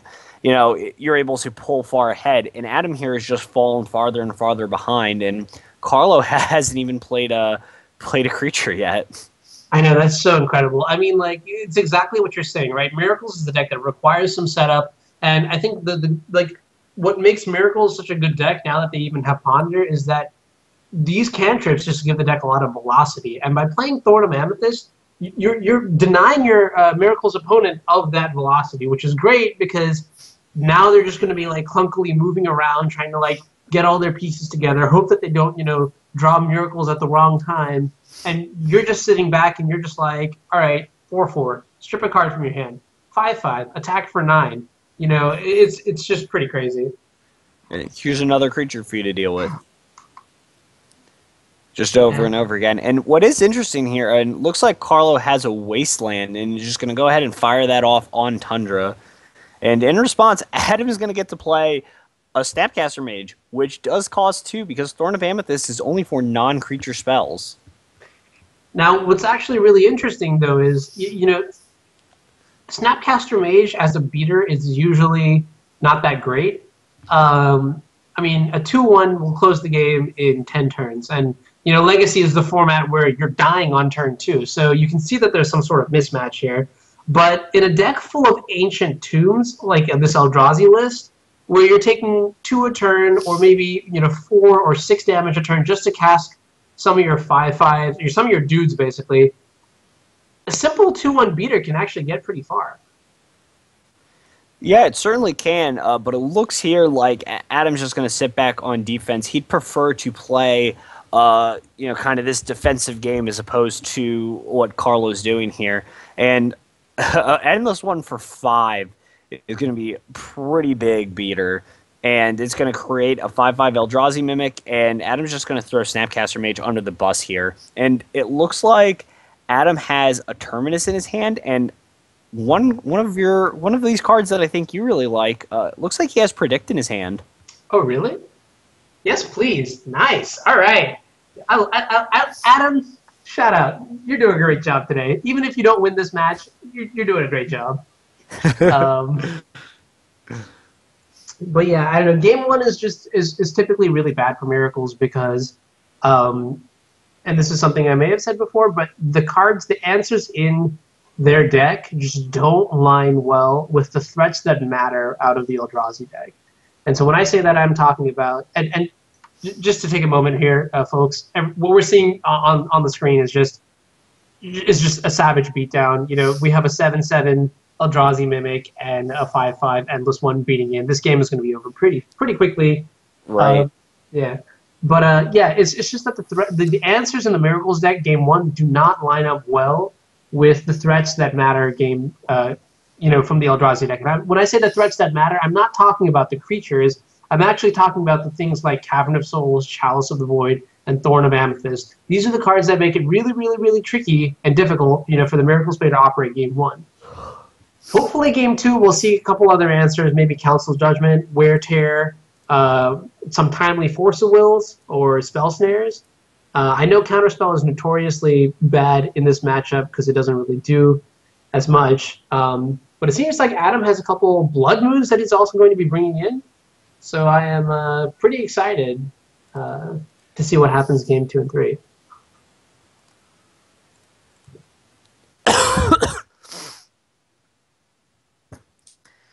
Yeah, I'm definitely interested here. We know that, Adam's not going to want cards if he has something in his main deck like Pyroblast. That's not going to be a card that he's going to want in his deck anymore. That's something that's certainly coming out. He's certainly probably going to cut something like Ponder. Even though cantrips are going to be great, if an early Chalice is going to come down and Adam doesn't have a Force of Will or doesn't have a Wear and Tear, that Chalice is just going to blank all of the ones that he kept in his hand. If I'm on Carlo's side, I'm looking to keep my speed, but maybe cut some cards like Eldrazi Mimic. Eldrazi Mimic in some number is fine, but you probably want to trim down on it. And he's looking for just more cards that are going to really hate on Adam. Cards like Trinisphere, more cards like Sphere of Resistance, cards like Pithy Needle, and potentially Null Rod. These are the cards that Carlo's really going to look to land and play early to try and prevent Adam from really gaining any traction. Right, absolutely. And those are all cards that I have a headache dealing with all the time. I also think, and I'm not really sure if, this is something popular in the Clayton Eldrazi list right now, but Ratchet Bomb is also pretty exciting. It stops Angel tokens for 1, and it also destroys pesky Blood Moons and Monastery Mentors. Although I guess Dismember exists for that as well. Post-board, I think Warping Whale is also very, very, very good. Being able to counter Terminus is huge. Right. Warping Whale is just going to be a great card. It's going to allow Carlo to generally just keep control of something like Terminus, but it also, what it could do potentially is create a 1/1 to apply a little bit of pressure against Adam, or use that 1/1 to actually ramp out a fast Endbringer or a fast Reality Smasher if Carlo doesn't have the correct mana. Right, yeah, absolutely. And now, in terms of cards that I don't like, I can tell you from the Miracles perspective, I definitely do not like Counterbalance. In the face of Cavern of Souls and a varied or a higher end creature curve, I think Counterbalance is just not effective. It doesn't counter, any notable 1-drops and 2-drops. I guess Counterbalance on 2 would be pretty strong, but it's not the best because the real threats are either coming down before Counterbalance can get online, or like, the creatures are all going to be like, 4 mana, 5 mana, 6 mana threats. I'd rather just have, a non-stack based answer to them in the form of like, Terminus, Swords of Plowshares, and, Wear Tear. Additionally, Counterspell for the same reason. I think it's just a bit too slow and doesn't really efficiently stop any of the things that you really, really care about.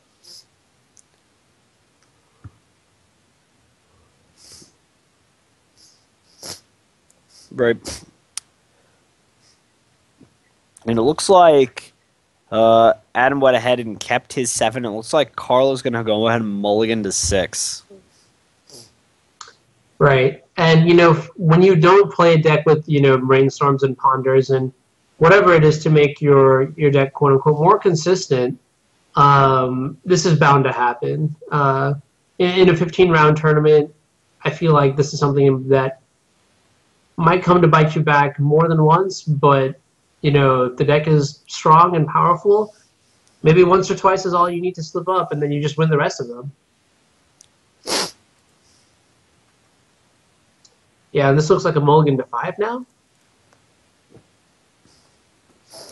Yeah, it looks like Carlo's just going to keep going. And although the Eldrazi deck is kind of a traditional, mud-style deck where it's going to need a lot of cards generally to, get going, mulligan to 5 is not the worst. Cards like Thought Knot and Reality Smasher are good enough on their own, as is Endless One, that Carlo doesn't need too many creatures, just needs a decent mix of lands to just go ahead and, get stuff going.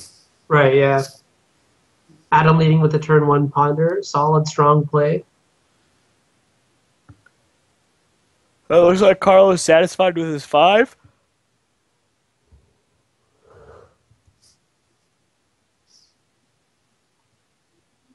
All right, and Adam's going to keep.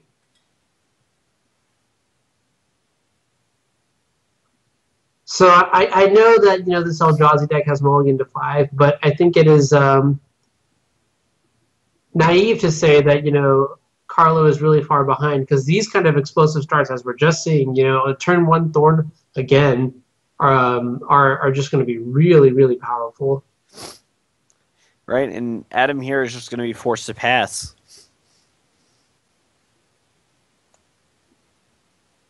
It's hard to say. I wonder what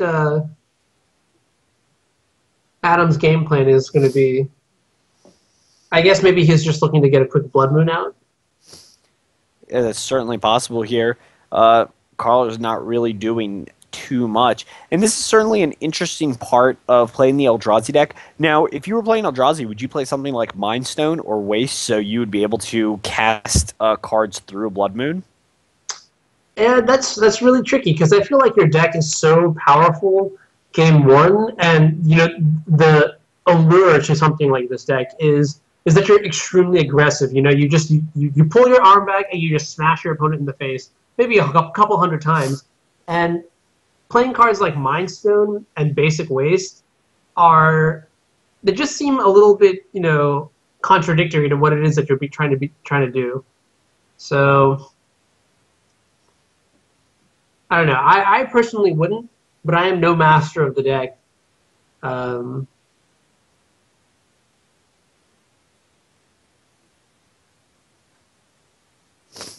Right, it looks like an end-step Vendilion click here.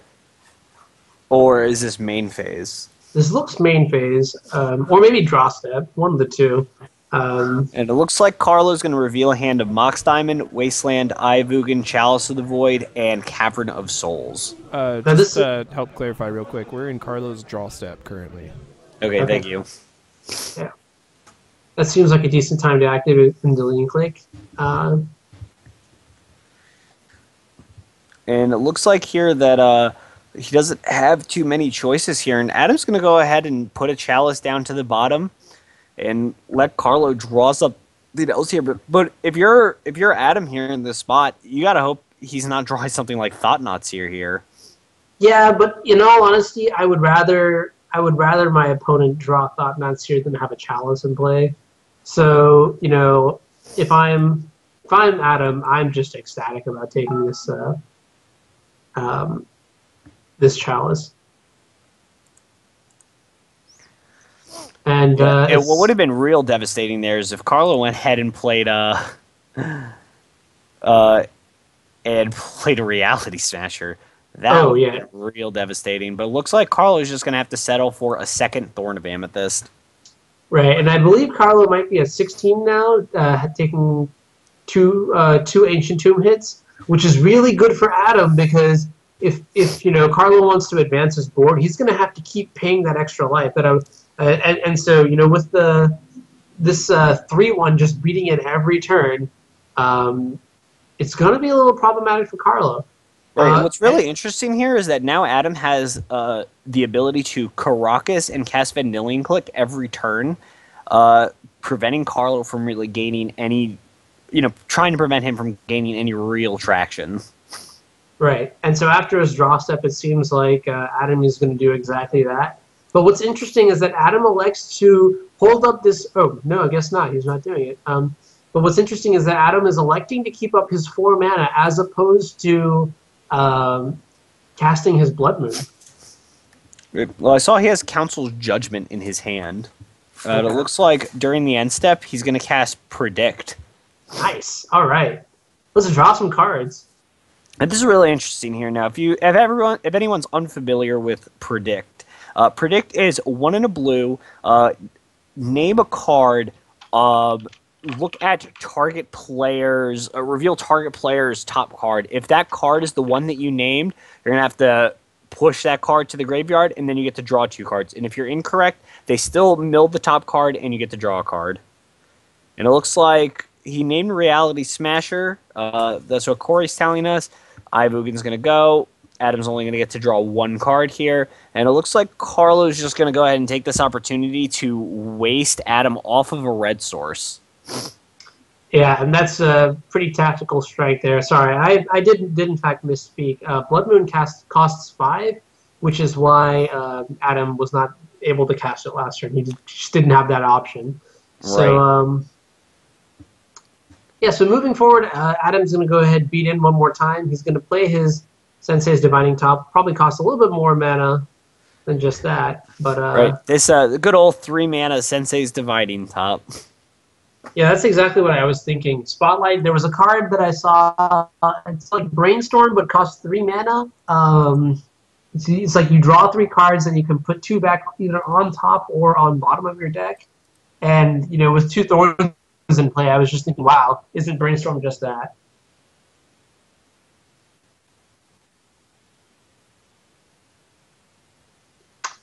But yeah, now it seems like Carlo's struggling to find some sort of relevant action.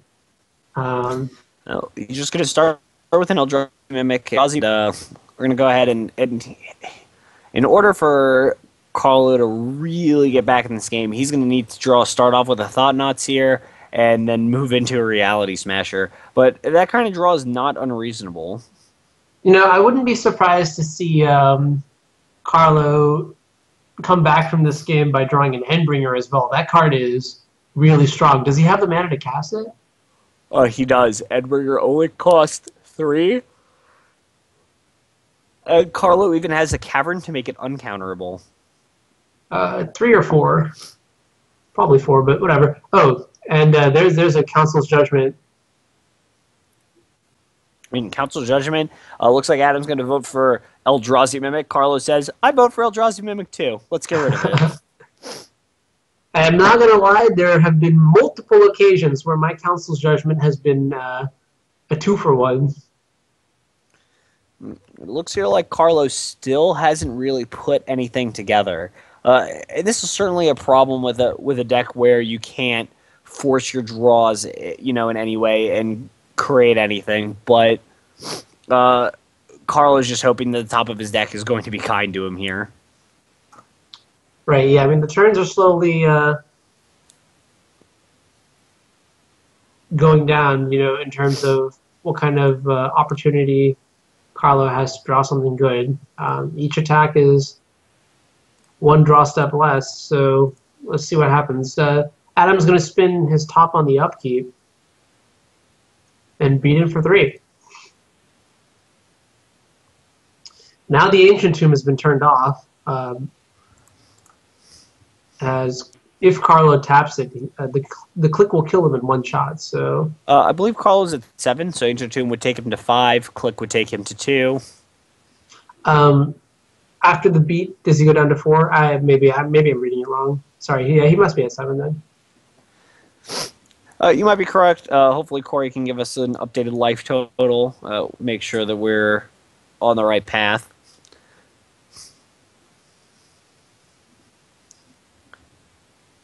We're not missing anything here, but fortunately for Carlo, he does have an Eldrazi Temple. He does have an Eye of Ugin, and it looks like he has a second Eldrazi Temple as well, so it looks like he has plenty of mana. And he's just going to cast a third Thorn of Amethyst. Oh, and there it is. Snapcaster Mage for the beatdown. Yep, Snapcaster Mage, Snapcaster Mage. I'm going to go ahead and attack you for 7. And Carlo doesn't have any answers, and he's going to go ahead and pack it in. And we're going to go to a Game 3.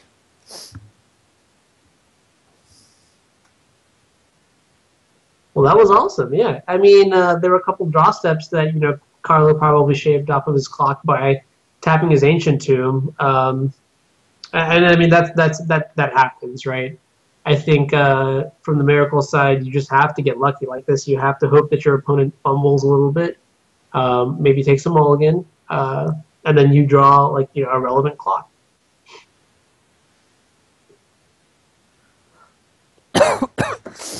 Yeah, and it looks like Adam definitely has more creatures, or potentially boarded in more creatures in his build to try and go on some sort of, beatdown plan, especially with Vendilion Click, and use Snapcaster there as just a 2 damage burn spell. Right, absolutely. And what's relevant is that moving into Game 3, Carlo has yet to see the Blood Moon because he did Wasteland that red source, right? So. Maybe it's not on his radar in terms of how he should be sideboarding or things like that. Either way, I'm excited to see this next game to give us an idea about what this matchup is kind of like. Yeah, definitely. I like that description of this deck. It's a blue-white flash deck, blue-white aggro, play of Snapcaster on turn 2, flash aggro. It's pretty solid. You're trying to attack your opponent. The way you win is by getting your opponent's life total to 0. The easiest way to do that. Yeah.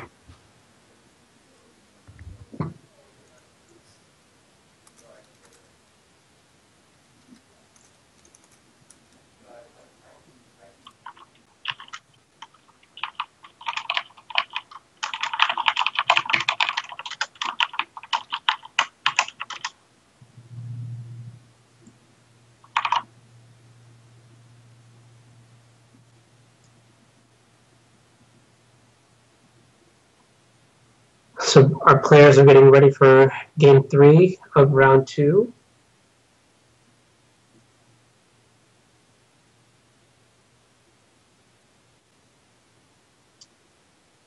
Can't get a great look at Adam's hand, but we're going to find out pretty quickly. And it seems like both players are going to keep their 7.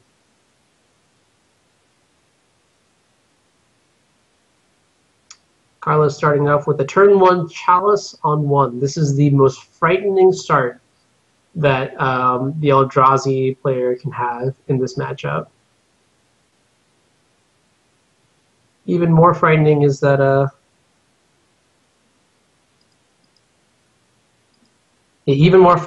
this was basically a turn 0 where, Adam couldn't really do anything about it. Maybe a Force of Will. I guess that's the only piece of interaction.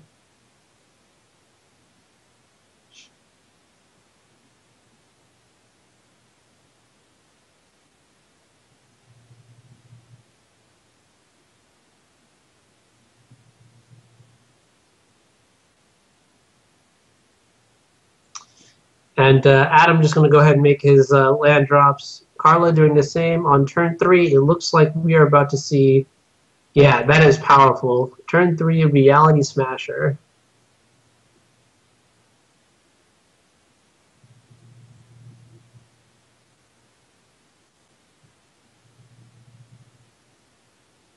Reality Smasher coming in for 5. I'm going to have to take a look at Adam's hand real quick. Lewis is saying that it's Mentor, 2 Brainstorm, and 4 lands. Maybe there won't be enough time for Adam to get everything online, but he is going to go ahead and play Cabinet of Souls and get this Mentor on the table.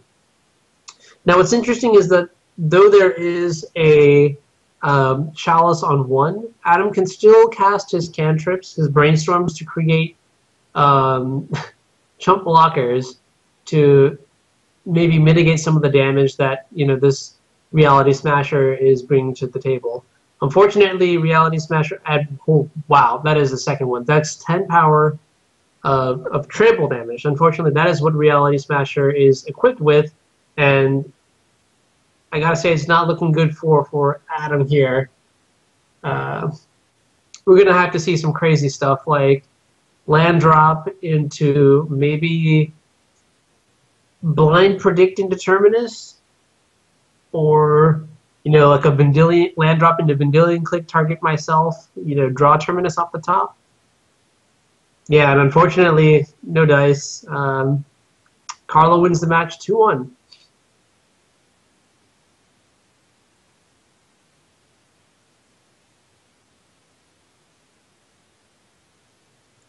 And we will have a backup match for you guys shortly.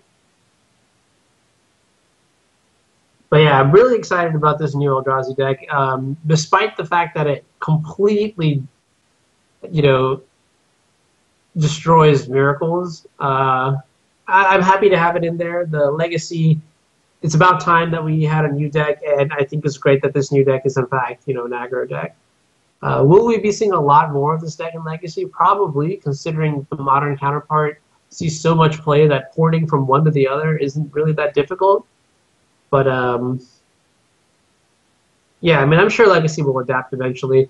The deck that I feel gets hurt the most by it, actually, isn't Miracles. I feel like combo decks in particular are the ones that are affected the most.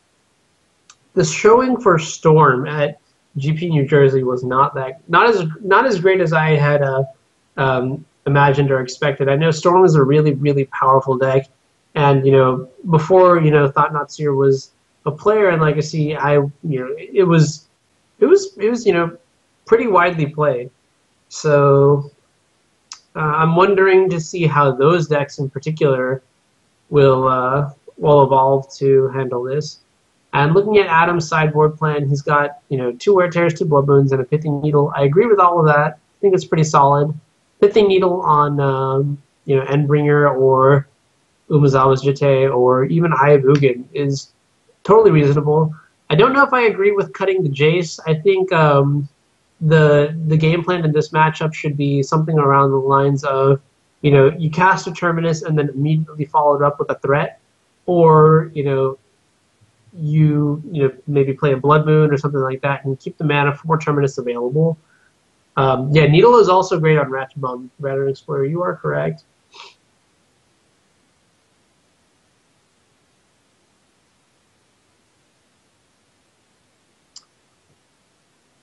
But yeah, I think Miracles is actually just a bit too powerful. I mean, in SCG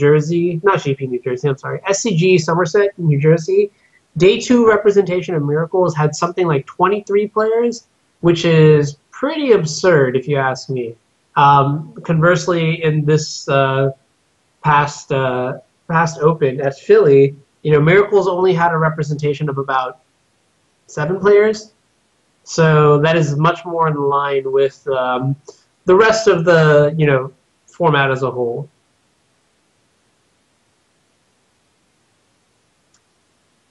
Yeah, regarding that hand, it's hard to say whether or not it was correct to keep. I don't think I would necessarily mulligan that hand because, I mean, you have Brainstorms and you have Ponders, and sure, there's just a 40% chance that the match is over before you can even do anything, but what's the percentage chance that you're going to mulligan and run into, that answer to, Force of Will or, sorry, what's the answer to, Thorn or Chalice? Luce, I don't know if I would call them jerks, but it was definitely full of miracles.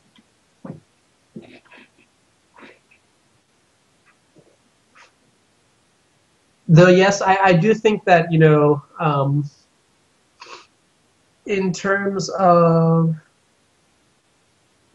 what you want your opening hand to be doing post board for Miracles against Eldrazi, you definitely do want to be able to find you know, some way of answering chalice pretty early. Not being able to deal with swords to not being able to use swords to plowshares to deal with their threats is actually just insanely relevant. So killing that chalice is definitely interesting. Hey guys, bringing you so some vintage action. awesome. Unfortunately, I gotta go. I gotta bounce to take care of some stuff. It was great commentating with you, Anuraag, and I hope you enjoyed the last round. And thanks, guys, for watching. We really appreciate it. Yeah, thanks, Rudy. Yeah, thanks for coming out tonight, Rudy. Appreciate that. Anytime. And hopefully we'll see you guys next week.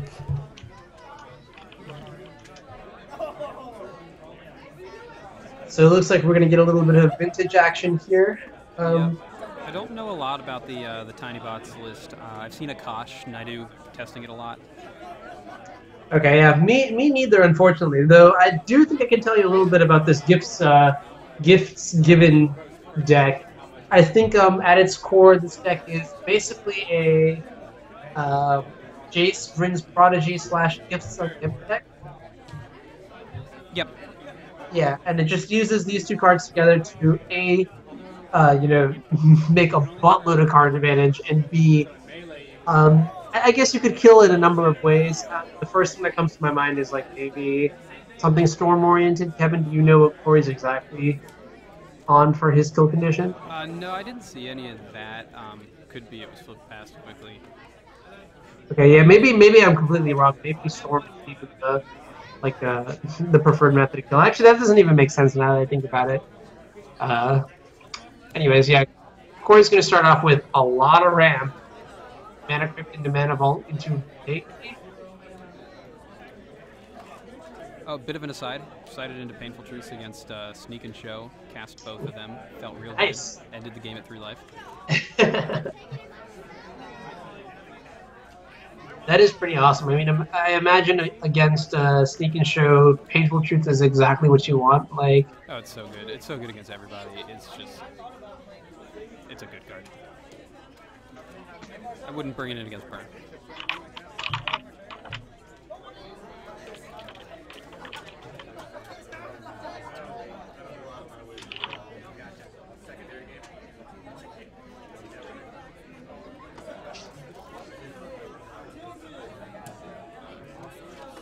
You got JVP coming down?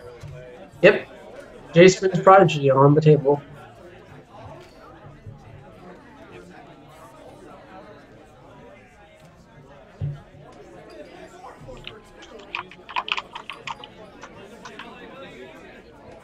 Uses the key to untap the mana vault.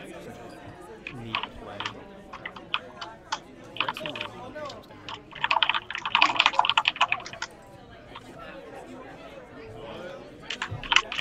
And then we'll take key with the Revoker. Well, Take Key seems pretty strong in this deck. Do you know if he plays cards like well, probably obviously has Time Vault. Maybe that's the maybe that's his kill condition. That's definitely one of them. It's also really good with these mana rocks. Don't untap themselves, make a bunch of mana, but they lock themselves down. True. Vault is sort of the best one. I see that interaction more often in things like Belcher and Tesserator.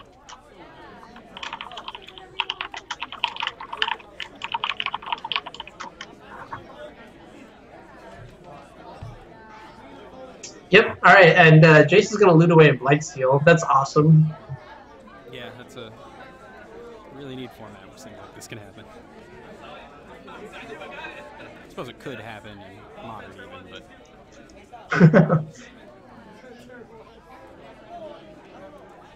So the question is, seems like Kory's a little bit light on action, but he's got a lot of mana.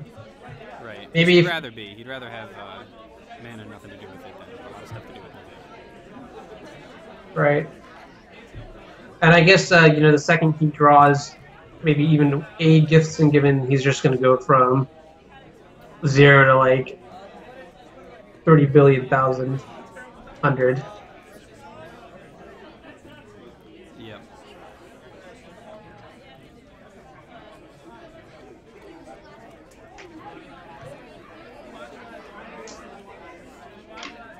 Mauler with the mana heavy draw, but very open to main deck attacking.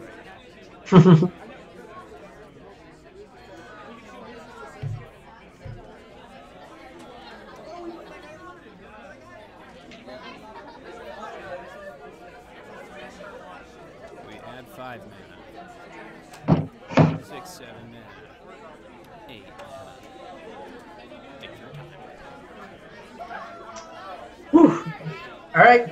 Remember that card in Legacy? That was a rough time. Oh my god. I lost to that card so many times. Yep, and here it is proving why. I mean, in Legacy, you know, I dug through time and I got Brainstorms and Force of Wills. But I can only imagine, you know, in Vintage, getting like recalls and like other busted cards, that just sounds amazing. Yeah, I mean, in a format defined by its tutors, it's basically a blue tutor. That is true, and that is something that you don't really see often. I mean, like, Mystical Tutor, Personal Tutor, whatever, and what have you, those are... I mean, they're okay. Personal Tutor, not so much, but, you know, Mystical Tutor is okay, but it's not like... Yeah, you feel like you could do better than that, you know? Right. Yeah, oddly, it's not good enough, which is a heck of a thing to say about that card. Yeah. Got a Tangle Wire, slowing Kory up a bit.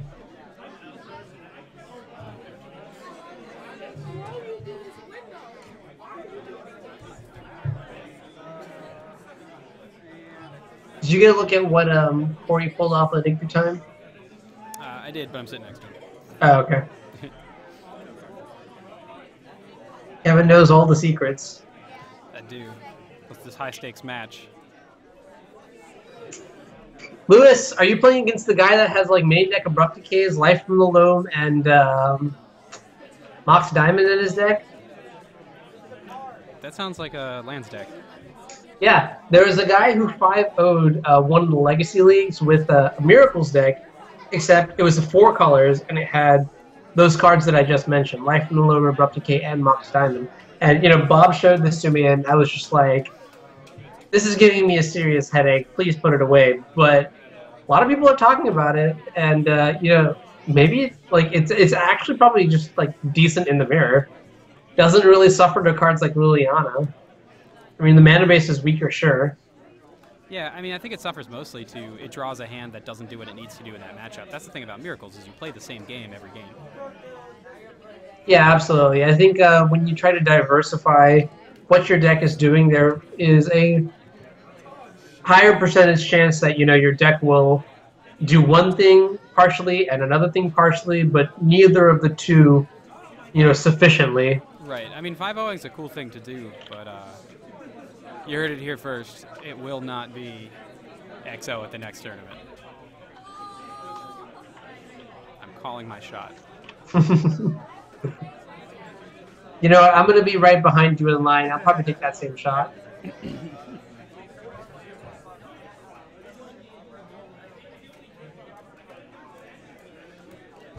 So, Luke pitching Tezzeret the Seeker. All right, and there's a top. If only there was a way to get this Phyrexian Invoker off the table. Yeah. I mean, Darkstone's I didn't realize you were. I thought you were. not awesome either.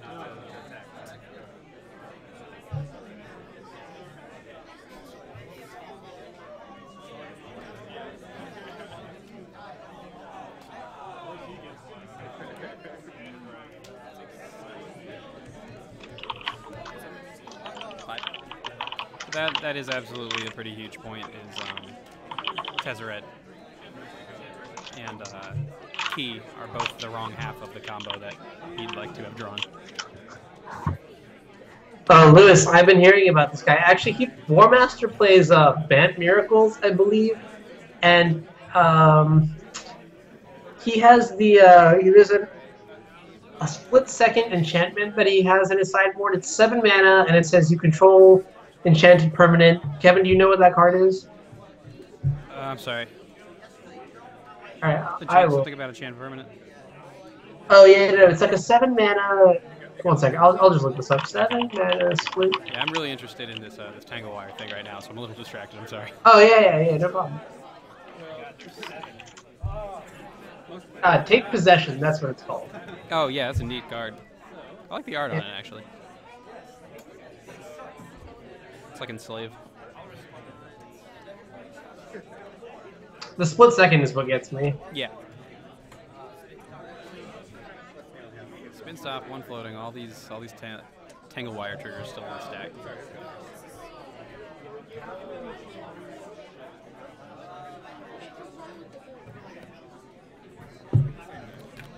Yeah, and this is going to be Kory's last turn, I guess. This is not Tiny Robots more than it's kind of a Terra Nova, it turns out.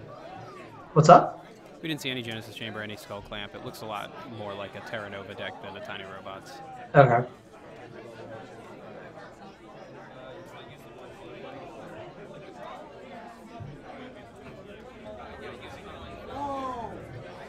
Alright, we got a recall. Does a recall get us out of this crazy situation? I would hope so. It draws 3 cards, but what good are 3 random cards? True. In this situation, I would much rather have the one Hercules recall than... Yep.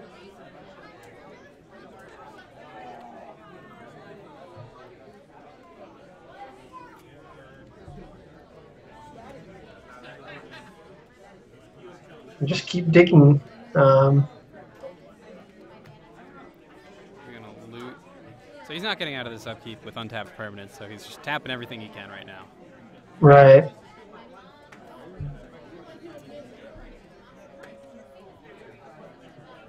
But then is he just dead?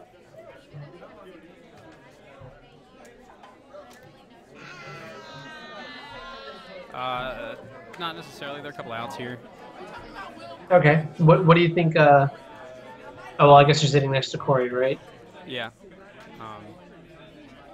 But yeah, there's plenty of ways in Vintage to sort of win on the spot, buy an extra turn.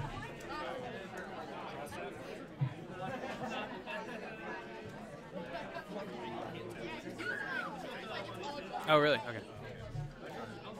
Should have read Tangle Wire. Can't tap Planeswalkers with it.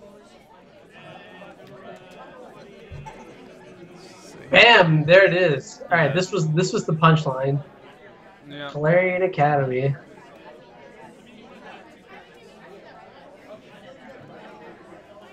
Valerian Academy. Time Walk. Buy an extra turn.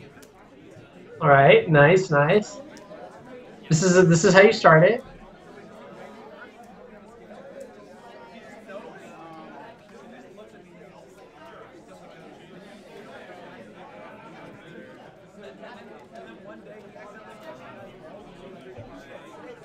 The clause on Jace's plus ability saying until your next turn being relevant.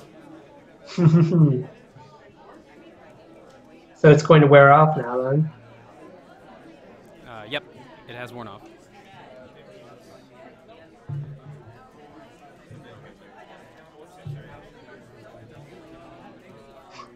Yeah, that is pretty hilarious. I mean, taking all these extra turns, his mana effect might just kill him.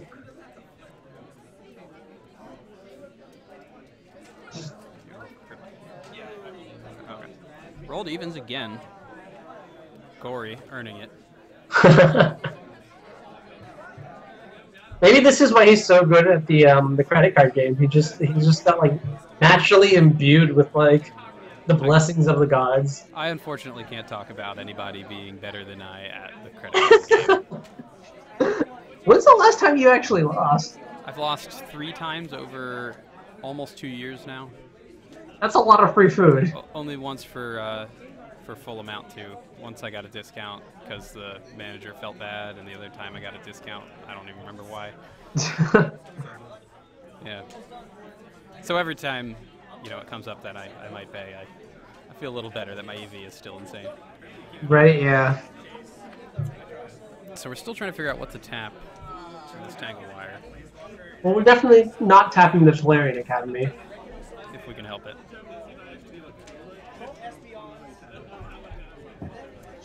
But by not tapping the Voltaic key, are you telegraphing that you are planning on activating it? Because the Revoker is still shutting that down, right? It is. So there's a couple obvious ones. But theoretically, Kory would like to do something with this turn more than just play and explore. Right, that is true.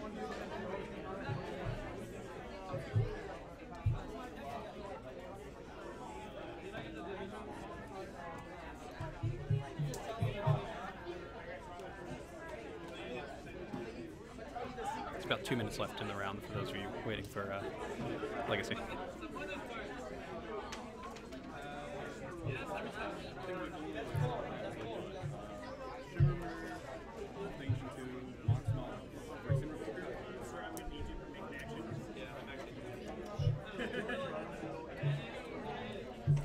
Kory skeeps it here.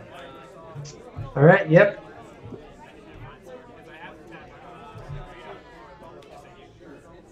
The power of artifacts is real. Didn't you have 7 with an Academy untap? No, because I went on the line that because you incorrectly tapped Aggro, well, it doesn't matter because I knew what I was drawing for. So if I tap everything, I can tap this, but I don't. All right, guys, I'm going to step out for just a bit, grab some water real quick.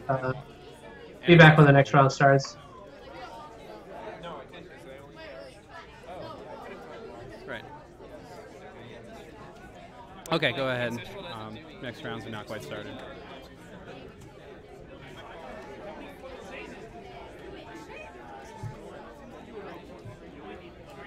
All right, so we're talking through a couple of lines there. I liked leaving up your Academy, time walking, buying, with flashing it back with Chase, buying another turn, getting a little deeper in the deck.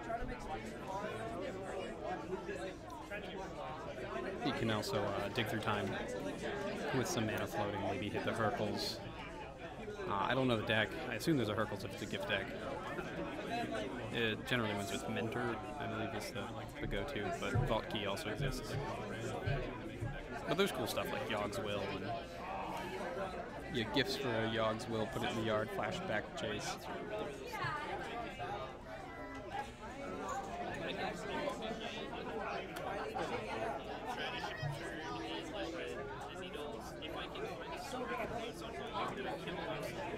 Yeah.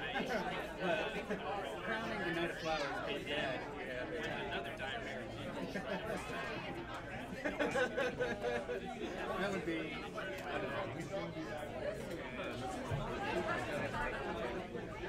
Alright.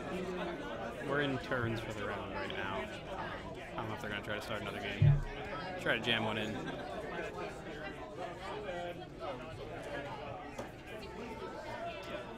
These aren't legacy decks.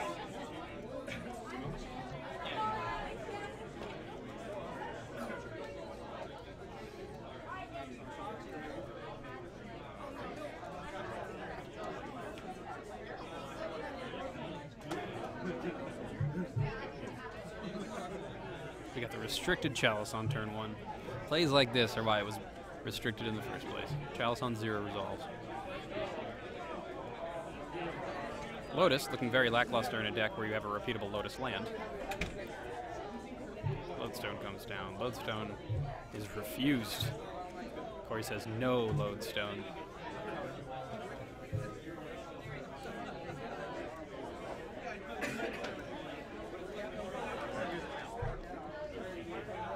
Unlikely we'll see any Moxen out of Kory this turn. Ponder. So good it was restricted.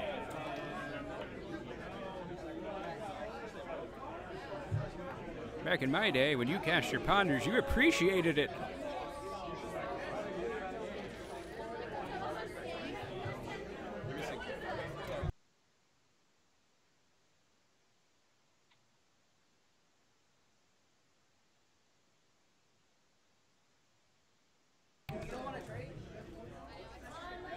Thorn of Amethyst. Got a tax effect into play. It's great when your tax effects don't come with a 5/3.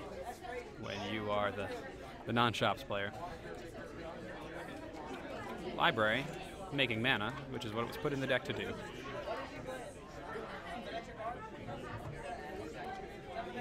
Resolved a Soul Ring, which would have cost 1 through a Lodestone. Wasn't he on the play? Oh, I'm totally straight now. Never mind. Got a Ravager. It is an odd Tiny Robots list.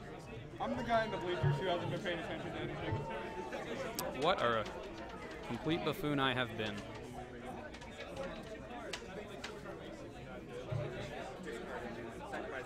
So Ravager's a huge threat. Anybody who's ever played against Affinity, which is in most formats, will know. That card gets out of hand real quick. It's very hard to deal with without taking a bunch of damage to the face while doing it. Recall is really interesting here because it loads up his hand enough to be able to draw a card off a library.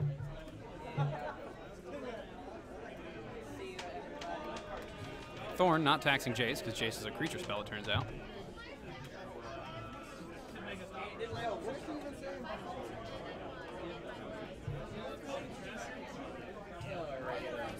That was probably about as good a turn as Kory could really hope for under a Thorn.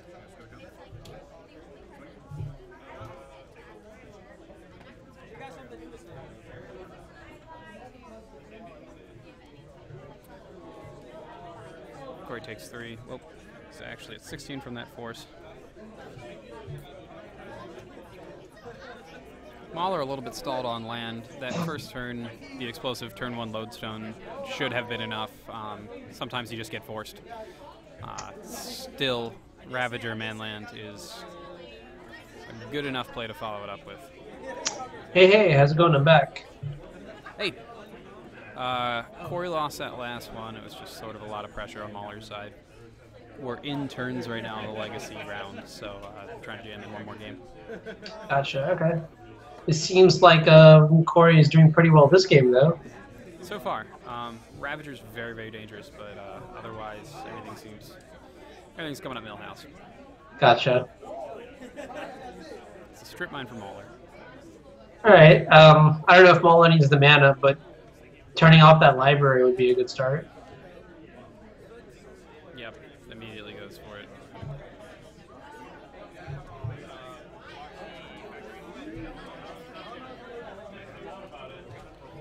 So, Kory blocks a factory, activates. Jace exiles himself, comes back as a planeswalker, will not be dealt damage. I just love that about this new Jace. Yep, really neat. Aha! So earlier I was talking about what Kory's skill conditions were, and it seems like Monastery Mentor is also one of them. Yep, I didn't want to say it, but that is yep, that is it. Yep. All right.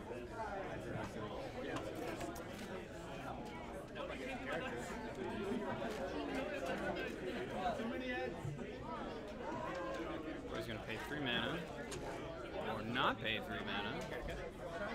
Gonna feign 3 mana, juking Mauler.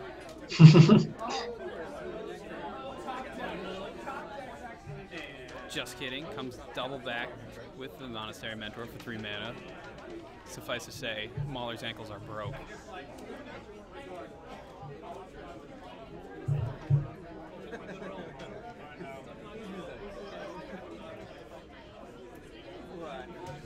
Your hands get a lot more complicated when you have to pay more for your spells than you intended to.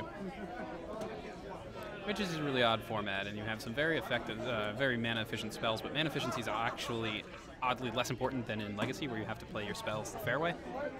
Yep. So what is more important then, sorry, you were saying? Power. I mean, obviously you want effective, cost-effective spells, but just raw power level is the more important. So he makes a bunch of Mentors by casting a bunch of Mox in, which get countered, but that is pairings for the 3rd round, so we're going to scoop this one up. Mauler has a GT.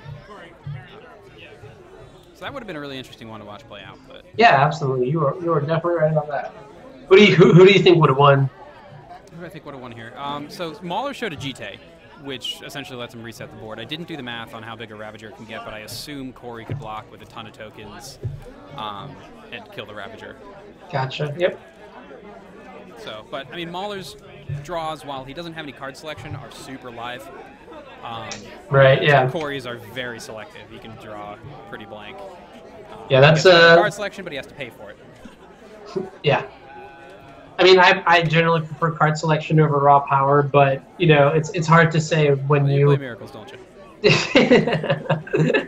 This is true. All right, so I'm gonna have to actually step off and play a match. So have a fun All on right. the next one. Yeah, good luck with your Delvers, and may all your Delvers flip. Thank you.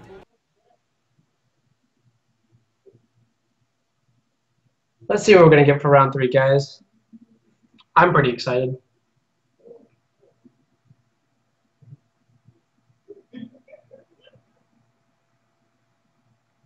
But in the meantime, I guess I do want to figure out what I want to eat for dinner. I was thinking of ordering out maybe some Chinese food. In the DC area, do you guys have any suggestions? Hey, Steven, how's it going?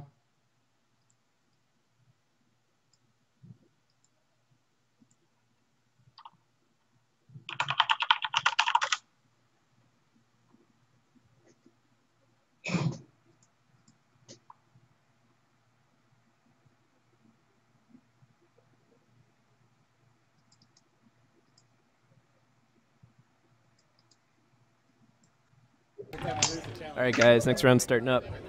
Yeah, all right. Next round starting up. DC by the Fort Todd Metro Station. And Steven, what is the Palm?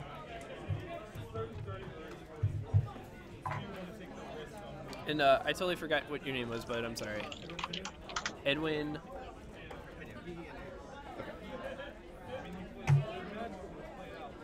All right, there it is. So now we have Kevin on camera with his 4-color Delta deck. Same deck, I believe, that Noah won the Open with.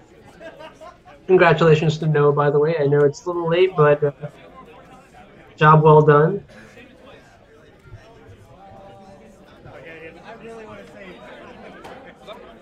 Oh, yeah. Do you mind if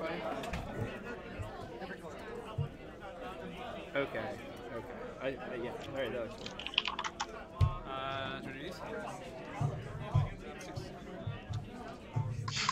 Palm is a very expensive steak as well. Do they deliver? That's the most important question.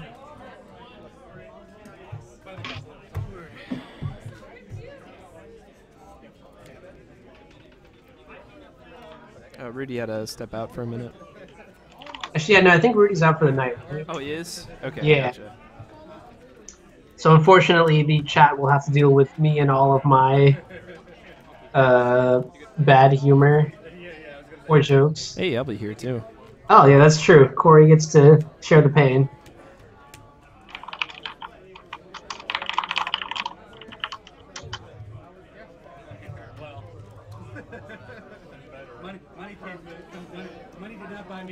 All right, thanks Synoxia, thanks Grixis. I'm going to look these places all up.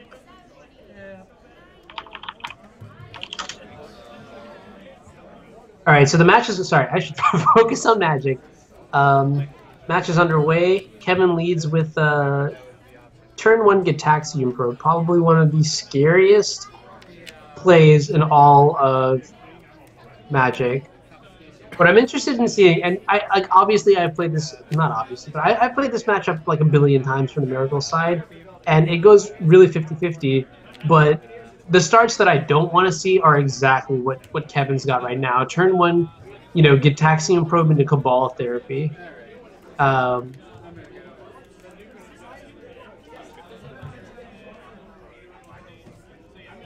Cabal Therapy is going to name Brainstorm. And Edwin's going to follow up with a turn 1 Ponder. Going for Basic Island is great here, giving yourself some immunity to Wasteland. This Ponder is going to shuffle, unfortunately, but I guess what that means is that Edwin knows that he's looking for probably removal or... well, I guess whatever his hand's lacking. If he has removal, he's looking for the lands to cast him. If he has no removal, he's looking for the removal. If he has both of those, then maybe he's just looking for Countertop. Countertop is very powerful. Deathrite Shaman, the follow-up play for Kevin, but Kevin doesn't have a second land. So let's see how Edwin reacts. And now I think we're seeing Edwin crack his Scalding Tarn, potentially to play around Stifle, but I don't know if it works that way.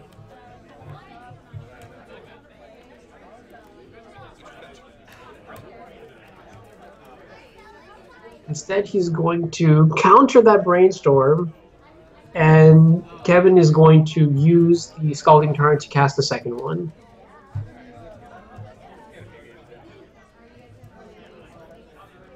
Basic Mountain into main deck Pyroblast. That is pretty sweet technology.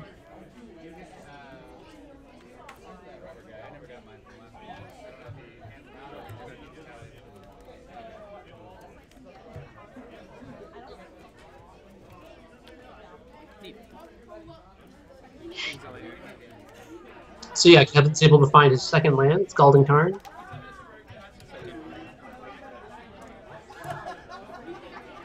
And so already we're seeing some pretty basics. Edwin is doing exactly what he wants to be doing. He's developing his mana base.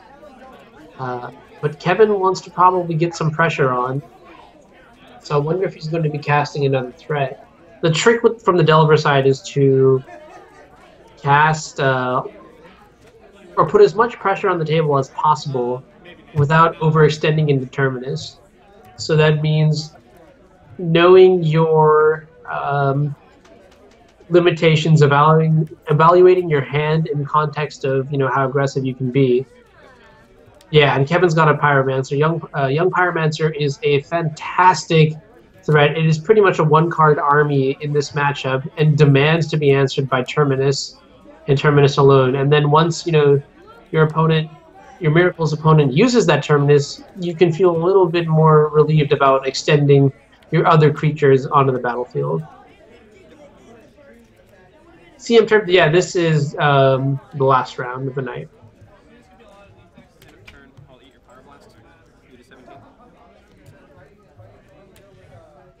Yep, end of turn Deathrite Shaman on the Pyroblast puts Edwin to 17.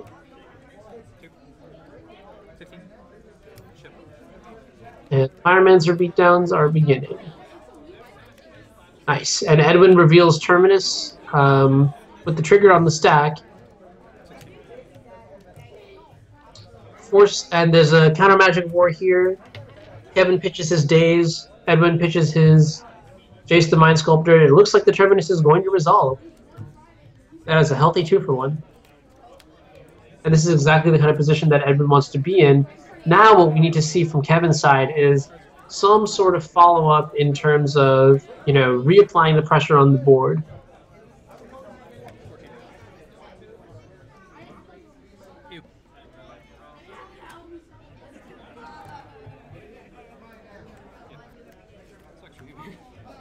Yeah, so Edwin's hand not looking that great right now. He's got 2 copies of Terminus.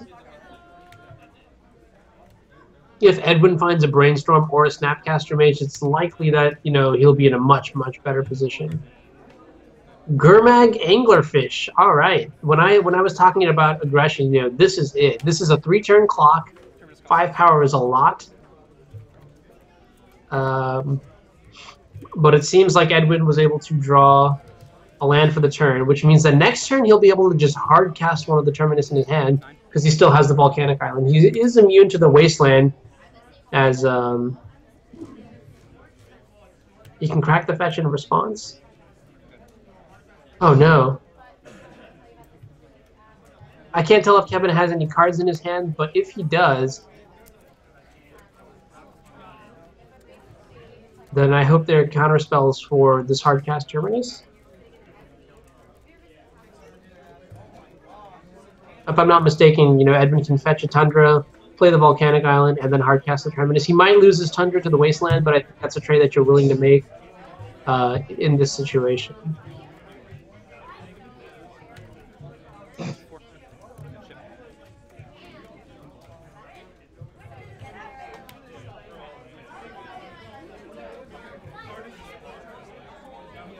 Oh, he therapied the Terminus? Right, with the flash. Okay. Gotcha. Sorry, Great Whaler, I missed that. I'll eat a brainstorm.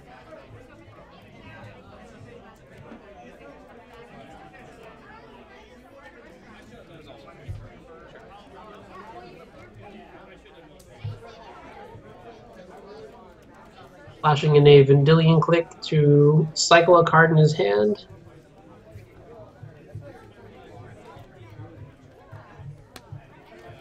Yeah, sorry about that, Kory. It's all good, brother. Actually, this is something we should probably talk about afterwards, but let me just send you.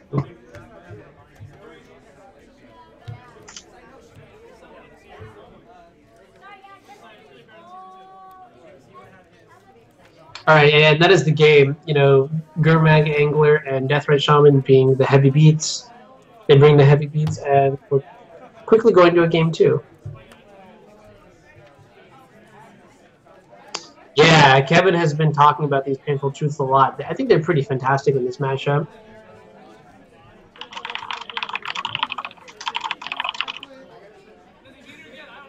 Oh, I can try to refresh it for you. Oh, yeah, no, thank you. I appreciate that.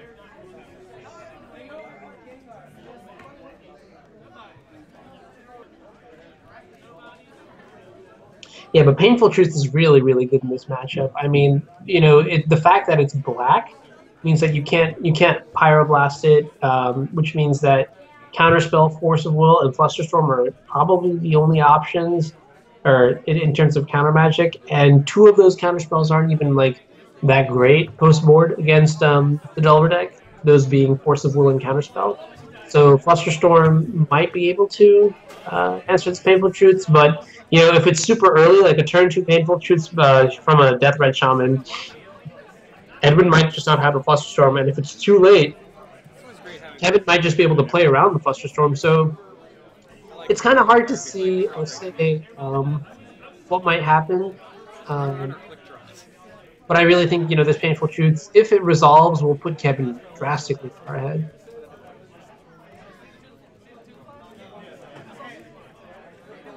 Yeah, I guess like you plow the death right, I attack, you jump, but like.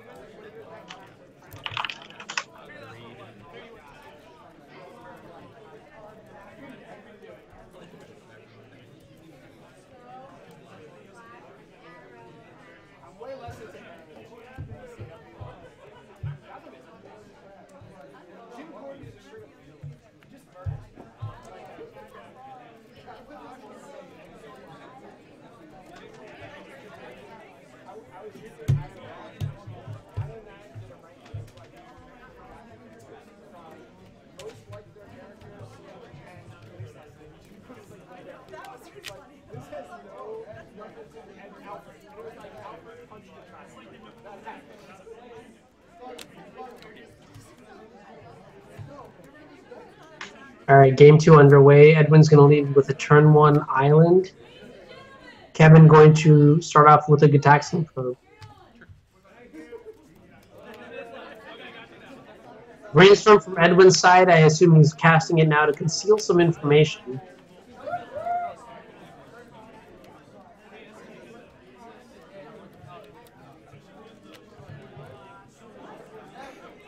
This feels like real vintage. I mean, like I said, casting brainstorms and fetch lands. Mock dive is nonsense. This is cheating, is what lands is.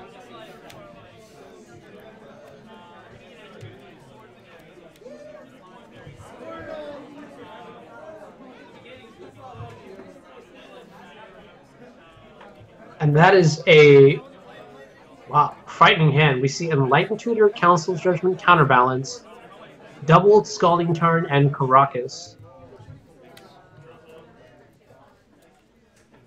All very good to know about. Now let's see if Kevin knows if he has the follow-up ball therapy like he did last game. It seems like he has a turn 1 Delver, which is also a fine play.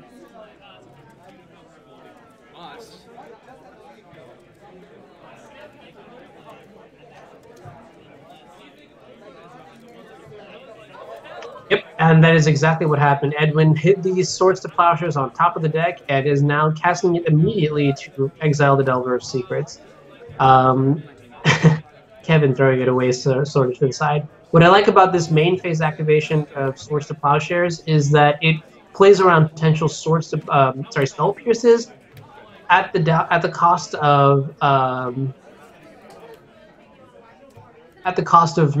knowing what the upkeep card reveal is from that Delver.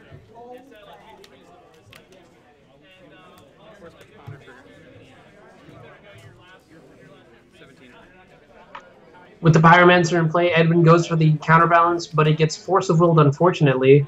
And the growing one-man army of Pyromancer is starting. I wouldn't be surprised, if Edwin doesn't find Terminus in the next few turns. I wouldn't be surprised to see the game end very, very shortly. A Painful Truths 2 would just be backbreaking right now.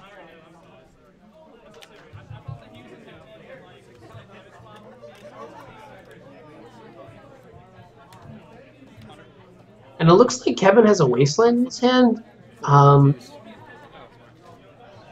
Being able to waste the Caracas right now would be huge, just because it would essentially slow down Edwin by a lot.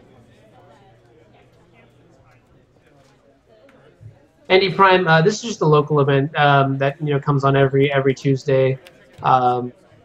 And yeah, the store usually closes around 9 or so, and the event starts at 6. So there's only really enough time for about 3 rounds. Also, probably has to do with the size of the turnout. Actually, it's unrelated to the size. We've had like 30, 40 people here, and it's still just 3 rounds. Oh, okay. Yep.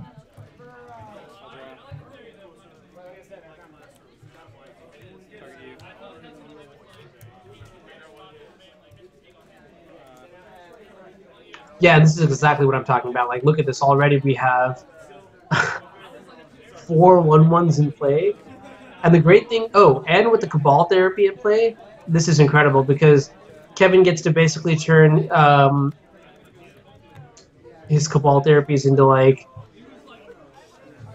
a massive amount of card advantage. I mean, using the Probe, he's able to hit 1 card and then flashing it back, and getting a token for that too, means that he's almost getting a 3-for-1 off of this Cabal Therapy, thanks to the Pyromancer.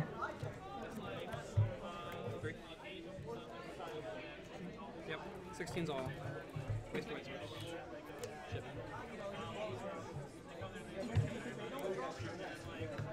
All right, Edwin is searching.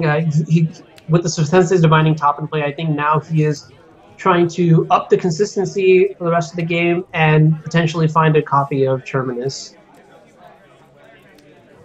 Also, if Edwin did board it in, there's potential, is it Staticaster that could be found.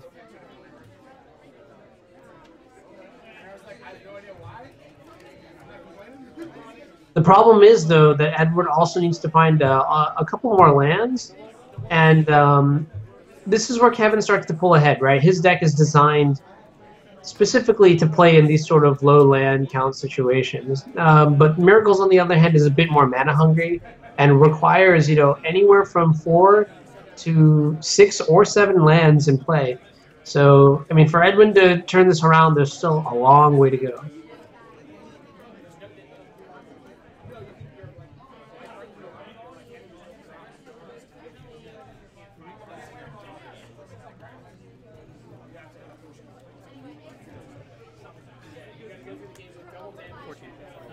Or no, 18 rather. 18, 16.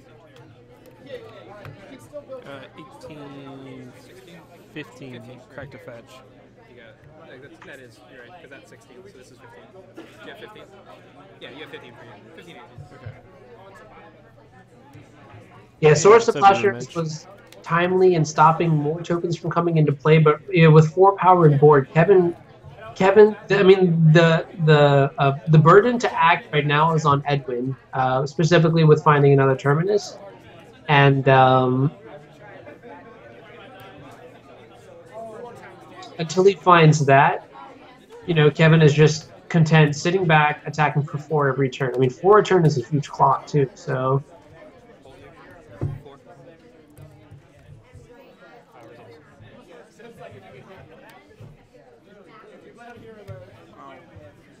Yeah, man, that is the game. All right. Young PZ is strong. It is really strong. I'm going to check to see if we got him in the backup match real quick. I'll be right back. All right. Sounds good.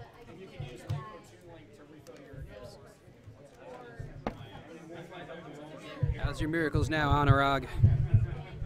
Sad. Very, very sad.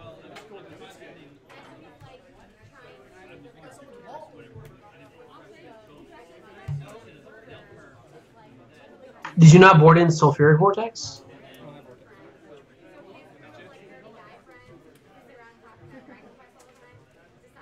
I actually boarded into the engineered explosives, thinking it was an answer to Blood Moon that I'd have to put down early, but it also he showed me multiple Blix game ones, so I'm ready for 3 drops to matter.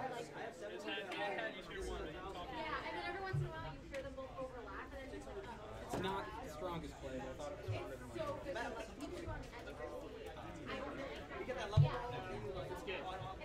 Plus, if it's like a mentor draw.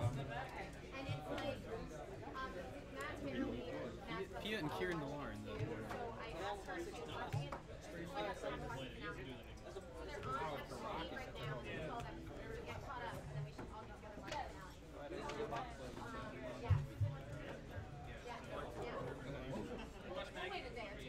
That's what I'm actually, the sets line on Miracles is just play more creatures. The board is what matters.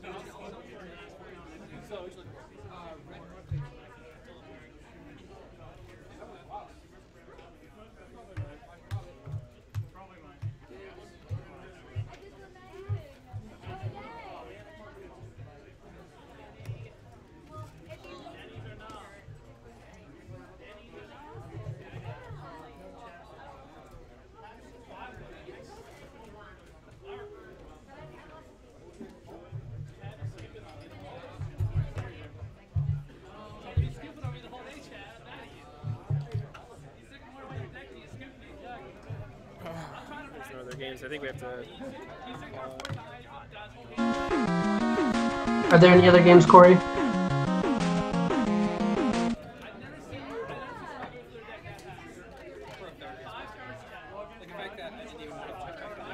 Hey, Anuraag, I think we have to unfortunately call it for tonight.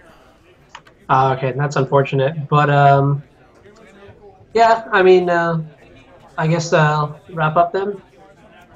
Yeah, I can do the closing notes, but if you want to tell us a little about you, where we can find you, all that good stuff. Yeah, absolutely. My name is Anuraag. Something just got really loud. Yeah, my name is Anuraag. You guys can find me at twitch.tv/Anzi104. If you scroll down to the about the commentator section, you'll find a link to that. Yeah, that's about it. I'll be back next week. I turned my volume up a little bit, by the way, Anuraag, so sorry in advance if I blow out your speakers. No problem. But yeah, Anuraag, thanks so much for coming out. Also, shout-outs to Rudy. We also have a link to his stream down below if you guys want to follow him. Really appreciate you guys taking the time coming out here. Show would not be the same without you guys, so thanks again, Anuraag and Rudy, for coming out. Yeah, absolutely. Thanks for having us, Kory. Anytime, you guys are welcome back. The gold team. I'm sorry, you guys are the alpha team. That's right. Yeah, so thanks to everybody in chat and on the stream. Unfortunately, because it's 9, I don't know if I've got enough time reasonably to pull someone off the floor. Most of the games are still going on, so it would be a while, and I got to start packing up. So thanks everybody for hanging out and chat with us. It was awesome having you guys, interacting with you guys. Thanks for coming out. If you haven't already, make sure to give us a follow. Shoutouts to Underdog84. Thanks for the follow, friend. But yeah, if you guys haven't already, make sure to give us a follow. We're also on Twitter and on Facebook. We're pretty active on Facebook. If you message us on there, you'll get right to me. This is Kory. I'm the owner-operator of Snapcasters. And our objective is to just give you guys the highest quality legacy and eternal format stream as possible. We're going to be live tomorrow. Make sure you check us out. We're going to be at Curio Cavern in Springfield, Virginia. Come on out if you guys are nearby. I'll try to get you on camera if you're running something cool, or if you are cool, or just if you're doing good enough. There's going to be no stream this Friday. I will be in Grand Prix DC. Playing side events all day, so come say hi to me. I'll probably be wearing a Sonic hat. That's how you know it's me. I'll be there and on drugs. Awesome. I will be there too, man. Hopefully we can play some side events together. BSL hype now. Yeah, if you guys aren't already watching, make sure to check them out. And on that note, I'm going to say thanks for hanging with us, and I will catch you guys next time.